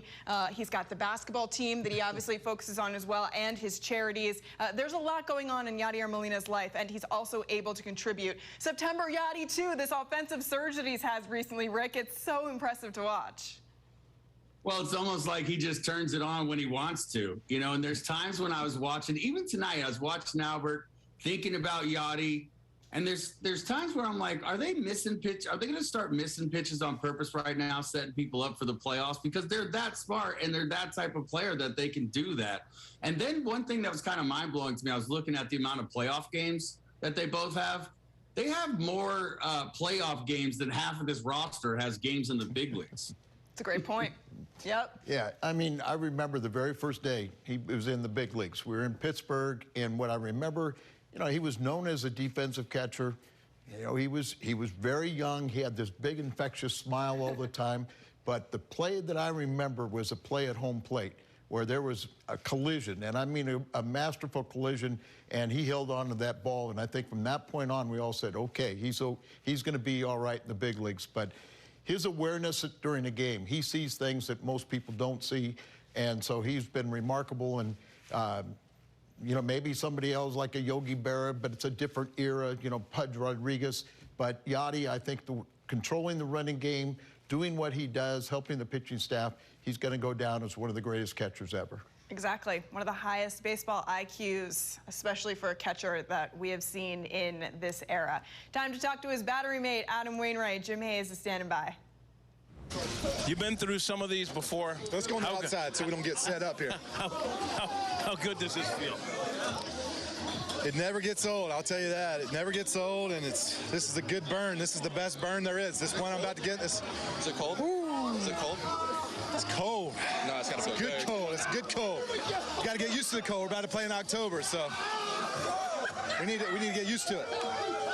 What about this ball club? All-star break, things catch fire. You guys take off. What was it about this ball club? I think it was Yachty and Albert. Yachty and Albert magic, you know, and Goldie and Nolan. Nolan's never won a division. There was a lot of reasons to win this year. No better reason than just winning. Waiting all you guys. Oh, that's what happens. You get tagged when you talk to Jim Hayes, right? You get all the champagne and beer poured on you. Well, I think all the champagne's gone. That's what really burns, and then the beer is really cold. Yeah, that's a good point. That's like you said. All these guys are loving the burn, and it is a unique feeling and well deserved. But Adam Wainwright has a special place in my heart for what he's done as a Cardinal. He exemplifies the Cardinal spirit both on and off the field better than anybody. I agree. And Rick, you know, we talked so much when the record was broken or set between Adam Wainwright and Yadier Molina, how you have two different guys who come from two different backgrounds coming together because of baseball, and they're able to make baseball history together, how important that is. And then for this run, unforeseeable, you know, when it will end, but what will end with. But pretty cool that Yadier Molina playing his final season with Adam Wainwright, and this is the way it's set up. Well, I mean, it's a movie script. Like we keep talking about, you couldn't have wrote this out any better. And then Albert, you add to the mix. You know, listen, 325 stars together. That's like, I would imagine their relationship is like being twin brothers, where they just have signals by looking at each other, not talking. It's incredible. Such a fun thing for the fans, the, you know, St. Louis fans, baseball fans in general. And then to me, you know, Wainwright, Molina, Pujols. You talk about the wisdom and the baseball knowledge that they can pass down to these younger players. You're not going to get a better trio anywhere ever. And the coolest thing is the younger players are the best at absorbing the knowledge. You see it in the dugout, you see it in the clubhouse. They really are learning from the greats and taking every opportunity. Well, I can remember a few years ago when Lou Brock and Bob Gibson would be in spring training, and the players were standoffish. You know, I mean, they almost were afraid to approach them. And finally, they had to tell them, hey, you come and talk to us. We're not going to go to you, but you come talk to us, and we'll give you the book of knowledge. And that's what's just been passed around, you know, all the way through the Cardinal organization. It all starts with, once you come into the Cardinal organization, you're part of the family.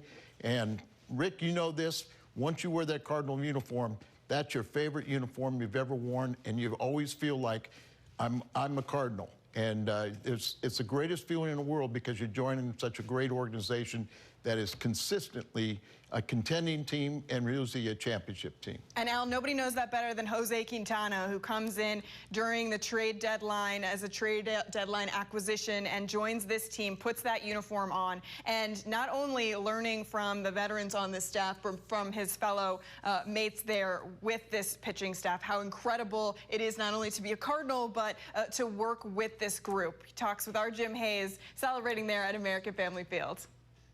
So when you hear about the trade, sending you to St. Louis, did a scene like this cross your mind? Well, you know, when you have rumors around you, you never know what's going to happen.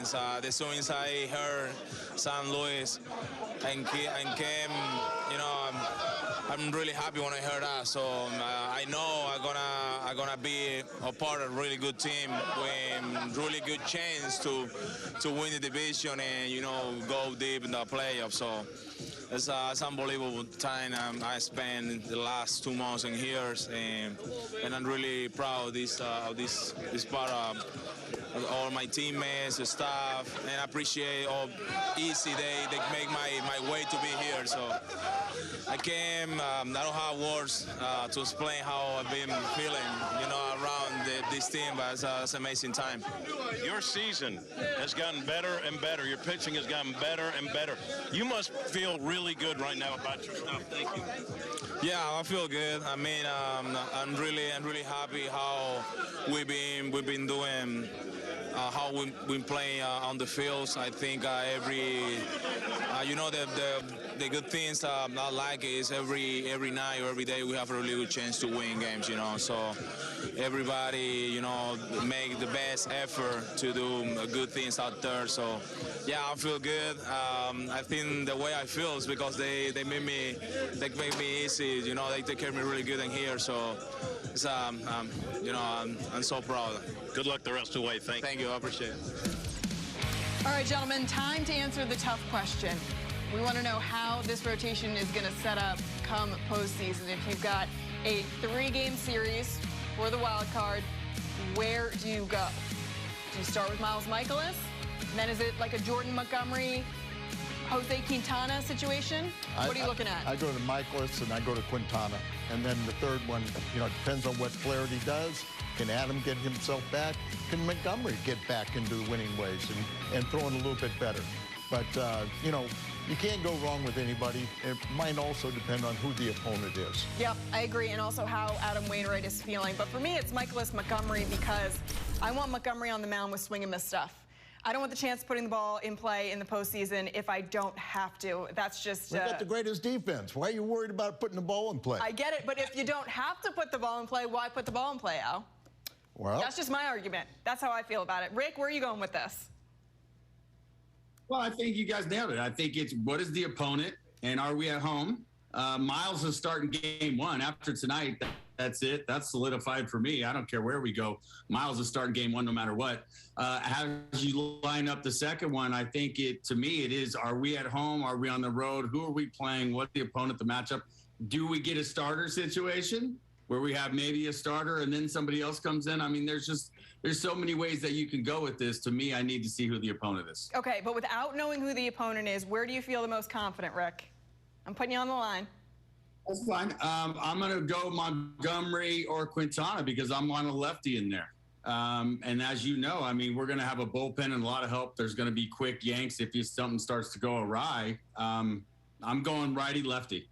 Yeah, interesting where Jack Flaherty fits into this conversation. Let's hear from him at American Family Field. He's celebrating there with his teammates and Jim Hayes, and we'll discuss his place with this team next.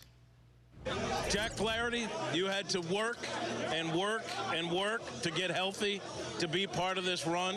What's it feeling like? This is fun, man. These guys have done really, really good stuff all year. Goldie, Nato, I mean, just 2 MVP candidates, and you bring over Monty and Q, like, the way they pitched this thing came over. Miles was great tonight. Guys have done real good stuff all year. It's been fun. It's been fun, but it's better to be a part of it. One of the things I notice about the starting rotation, there really aren't individuals. You guys are always together. You do everything as a group. No, we're a unit. We're a group, man. But not just starting rotation, man. It's a whole pitching staff, and the hitters are the same way. But as a team, we're together, and that's what's been fun. That's what's been most fun about this group. You're not really that wet. You're kind of dry. Hey.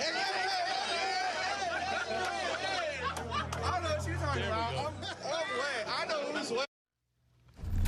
Yeah, time to cut out before he gets pantsed on TV. That's probably not the move that we're looking for here on Bally Sports. But so if you have Jack Flaherty, obviously, he's had 2 IL stints this season, and he's dealt with injuries to the point where he had trouble coming back from the first. He goes on the IL, and now he's come back, and his first 3 starts only goes 5 innings. Not as strong as you wanted to see, but his last start, you felt a lot better about it. You saw his stuff. You felt like he had better command. His velocity had some uptick to it. So, Al, where do you feel like Jack Flaherty figures in the conversation? I still think that he's got to show me more I think he's scheduled for Friday night, so. We don't have much time yet, though, Al. That's what I'm saying. He's going to have to prove to me that he's on that roster. Yeah. It was a major step forward his last time out there, but still, you've got to go out there and show me you can do it. And it's the Pirates, so it's not a good hitting team, so we should see a really good effort. Rick, where does he factor for you? Yeah, I got to see more too. He just hasn't had enough innings since being back, and the injury thing is still lingering there. I want to see what you can do, and I want to see him let it loose. I want to see the velocity really uptick, and I wouldn't even be afraid maybe to see a short start, because let it go and see what you can do. Is there a chance I can use you in the bullpen too? There's just a couple different options I want to see, but I definitely got to see more. Okay. You will see more because he will make his next start before the regular season is over. We got plenty more as well here on Cardinals Live. Big hugs, big smiles as the Cardinals celebrate the 2022 NL Central Division Championship. We'll be right back. October, question mark? I love it. Steven Series versus potential NL Wildcard Series opponents. To take a look, Cardinals leading the season series against the Brew Crew 10-8. The last meeting is tomorrow. Cardinals won their series against San Diego 4-2, but they fell to the Phillies 4-3. In terms of who they could see, we'll talk about that in just a minute. But first, let's go back to American Family Field. Andrew Kisner, who hit that 2-run mega bomb out to center field in the top of the fourth to put the Cardinals up 4-0, is standing by with our Jim Hayes. You had said before the game when we talked that this is the opportunity that you guys have worked for to clinch. How good does it feel to get it done? It feels really good. You know, we weren't really talking about it a whole lot about this is the game we can clinch, because we just view it as another game. We're going out, doing our job, playing well, playing good in all phases of the game, and just taking care of business. We know if we stick to that process, that we can look up at the end of the year with success. So it was a good team win. You had a little hand in that, didn't you, with the home run? That had to feel good. Come on. Yeah, that definitely felt good to get one out. You know, like I said, my goal is to call a good game, work the pitchers, and then if I can produce offensively, that's a little cherry on top. So to be able to come through and kind of break that game open a little bit was good. Miles coming off two really good outings late in the season. He seems to be getting stronger. Is that your sense too? Absolutely. I mean, he's a big guy. He's a workhorse. I want to say he's maybe second in innings this year. So we know we can climb on his back, and he's going to keep going. So he's getting stronger as the season goes, and that's a real good sign going into the postseason. Congratulations. We talked about how Yadier Molina had such an incredible season and has picked it up offensively. How about Andrew Kisner, from what he's been able to do for this organization? And listen, learning from Yadi or not, he has really evolved from start to finish from this entire year, and you could really give him a lot of credit too. He works with Miles Michaelis really well, and also a lot of these young rookies, Rick. I absolutely love Andrew Kisner, man. He's a hoot. He's fun to be around. Great clubhouse guy. You know, look, he put in some time, and it's not easy being the backup guy to Yadi. There's, a lot of years there where he had to sit there and be patient, not get a lot of playing time. Went to winter ball in the offseason just to get more at-bats and more reps. Broke through tonight in the fourth inning with a big 2-run home run. That's huge, right? Because there's going to be a chance that he's going to come in there and play in the playoffs. To get that big hit tonight in the fourth inning really put the game, out of touch, I felt like. I think that builds his confidence, and it's good to know you have that back there. Yeah, it seemed like one of the things, too, is he's been catching Michaelis just about every start in the second half. But as you say, Kisner works very hard. When he's not in the starting rotation, he's doing all the work with Yadi, all the meetings about, how you want to pitch these guys, how you want to defend them, all the different things. You couldn't ask for a better backup catcher. And the only question is going to be, do they trust him next year, or do they have to go out and get a catcher with Yadi retiring? More about that next year, Al. We're going to talk a little bit more about Lars Nootbaar. When at the trade deadline, Lars Nootbaar takes over the everyday right fielder's job. He stepped it up offensively as well. Those everyday at-bats have been huge for his confidence, and he's brought the pepper grinder not only into the clubhouse but onto the field. Anu is standing by with Jim Hayes. And you seem to hide in the weeds. You're kind of a sniper. Yeah, you know what I mean? That's just, that's in the report, you know what I mean? You got to be a little sneaky, a little sly, and then get up behind them and surprise them when they're not expecting it. So, that's just a little bit of the report.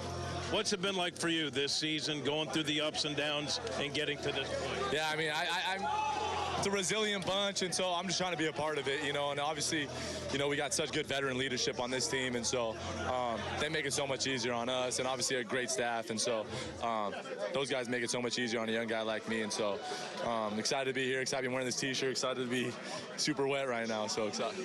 I know it's a big thing that you want to contribute with this ball club too. Slow start, then you kind of found the groove, right? That's got to be a good feeling. Yeah. I mean, anytime you're contributing to a winning team, you know, it's obviously a good feeling, and so Nolan, Goldie, and Albert, you know, have kind of led the way for us all year. So you just try to do your part, and that's kind of what I've been trying to do. Congratulations. Thanks, you. Appreciate it.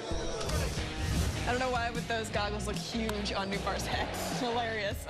But this guy's stepping up, and I mean, when you're down in the minors and then you get called up and you're asked to, you know, fill in, and you're not an everyday player, it's hard to get those reps out. And then when you do become an everyday player and take full advantage of it, that's when not only your confidence rises, but the team has even more confidence in you. And I think what's amazing is how the veterans have taken to him. Yes. You know, they love him. You know, that's not always happening with a young guy coming to join a veteran ball club and be received as well as he has. But, you know, as Rick can tell you, you need Kisners, you need the Newbars, you need some of that humor in the clubhouse, because you can't be serious every second. You got to have some levity, and these guys do provide a lot of it. And Newbar, I mean, he's gotten a chance. Once he started playing every day, he started getting out there because of his defense. But now his offense is starting to pick it up. He's starting to get a bunch of extra base hits, and it's just been fun to watch. And I like pepper, so I like the pepper grain. I feel like you've got Lars Nootbaar bringing all of the energy, and everyone's, you know, addicted to it at this point. It's infectious in this clubhouse, Rick. Well, that's it. I mean, and I love the pepper grinder, too, because he is a grinder. And you're right, he brings that energy, the big smile that he has. And not only that, but he's funny, right? Knows how to joke around, knows how to have fun, but he's also humble. And I think that's why the veterans have really taken to him, because he asks questions, takes their advice, and goes out there. And you see how hard he plays no matter what. All right, speaking of humble, we've got Jim Hayes standing by with Ryan Helsley, Dakota Hudson, and Tommy Edman. If I got that all correctly, let's see. We'll go back to the Visitors Clubhouse in American Family Field. To get to this point, you start the season at spring training with an eye toward being here. I'll start with you. What's it like getting to this point? I mean, it's a lot of fun. You know, we expect this coming into spring every year to make postseason, you know, and now that we're here, you know, it's, you know, anybody's game. So, you know, just take it one game at a time and, you know, let's have some fun. You know, there were some questions. How durable is Ryan Helsley? 104 on the gun today. 104. This is a tail end of the regular season. You're feeling good, aren't you? Yeah, I'm feeling good. You know, I think that maybe dad's strength's kicking in a little bit. But a couple days down helps, and, you know, see how it goes. How would you face this guy? Just close my eyes and swing. That's the only way you can hit him. What's it like for you being part of this ball? It's amazing. I mean, it's kind of like Hells was saying, it's expected. Me, Dak, and Hells, we've been on championship teams now. We've won the division or won the championship for, 6 years in a row, going back to 17 in the Memphis days. So just kind of what we expect now. And this team also, along with the winning, there were pieces of history along the way. Like, what was it like to be part of Waino, Yachty, Albert? What was that like? What they're doing is special. Like, you don't see it but once in a lifetime. So we're sitting here watching these guys perform. They've also handed down knowledge to us as time's gone.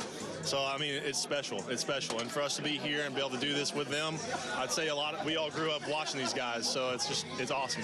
Last thing, there seemed to be a little Albert magic. I don't know, did you feel that too? Like a little Albert magic? Oh yeah, no doubt. Going back to the beginning of the year, I mean, we knew he was getting 700 this year, and I think he called it back in April. He said he was going to get in LA, and just amazing to see what he's done this year. Thank you. Congratulations, fellas. Thank you. Oh my goodness, this team, they're very, a little bit more stoic in the clubhouse normally when I'm in there, but after a couple of drinks, it's really nice to see them loosen up and really talk about each other. And Tommy Edman made a great point, Rick, about how they're just used to winning at this point because they've done it at every level. Cardinal organization, right? It's all about winning, and I think that's important. And I was thinking about this earlier, too, when Yadier Molina came up. Winner, that's exactly what I think. And when they talk about passing knowledge down, that comes with it. I remember when I went to the Nationals, Jason Worth called and said, hey, I want you to come here and help me change this organization into losing, because you can't get used to losing. And that's something the Cardinals have never gotten used to, nor would they let you. Yeah, I mean, that really speaks volumes. In the last 6 years, that trio has won every year. It starts in the minor leagues where you work hard, you do that, you win there, and then you come up here and it's all the same thing. You just expect to win. But, you know, that just says something. And you can't win championships without guys like Tommy Edman. You know, he's the Descalzo, he's the Schumacher, those kind of guys that, you know, that just are kind of the glue that hold people together. Can't always be the stars. Agreed. Can't do it without guys like Ryan Helsley either. Yeah. I mean, this injury that he sustained last year, the fact that he was able to rehab and come back from it, feeling good about his health. He's an all-star this year and hitting 104 on the gun. Protecting his health, doesn't want to go back-to-back, knows his body really well earlier this season, Al. Now he's like, throw me out there, I'm ready to do whatever I need for the team. Well, but you're talking about 104, and that's, you know, remarkable at that, but it's the sliders. It's his two different breaking balls. Sure. That you can't look 104 and then adjust to something off speed. So he's had a remarkable season, 4 strikeouts today in his 2 innings, and he gets the final out of the Central Division crown this year. Rick, Tommy Edman said if he were to face Ryan Helsley, he'd just close his eyes and swing. What would you do? Try to play pepper. When somebody's throwing that hard, if you try to swing harder, it doesn't work. You try to just throw the bat out there and put it in play. So old school game of pepper. Just try to put the barrel to the ball. These kids don't even know what pepper is, Rick. Out of 10 pitches, how many could you hit, Rick? Say it again? Out of 10 pitches from Ryan Helsley, how many do you think you could hit? I'd say I'd take about 7 of them deep. 7 of them deep. Okay, I like that confidence. I love it. I love it. Oh, man. It's too late. We're all lying here on TV now. All right, we'll be right back here on Cardinals Live. We got some more celebration to show you, and we will get you set for tomorrow's game against the Brewers. Champagne everywhere. They deserve it. We'll be right back. Cementing themselves. Baseball history. Pujols hitting 700 homers. Ryan Helsley's immaculate inning. Goldie's MVP campaign. Them winning the NL Central. And this is just the beginning, Al. Just the beginning. Congratulations to them. But I'm looking forward to the next 2 weekends here in Busch Stadium. It's going to be rocking. Rick, I also forgot to mention all the rookies who have been contributing. Pretty incredible season. Incredible. And congratulations to Miles Michaelis for pitching the decisional game here. And here we go. Let's have fun. Yeah, big congrats to Nolan Arenado, too. We'll be back. See you tomorrow.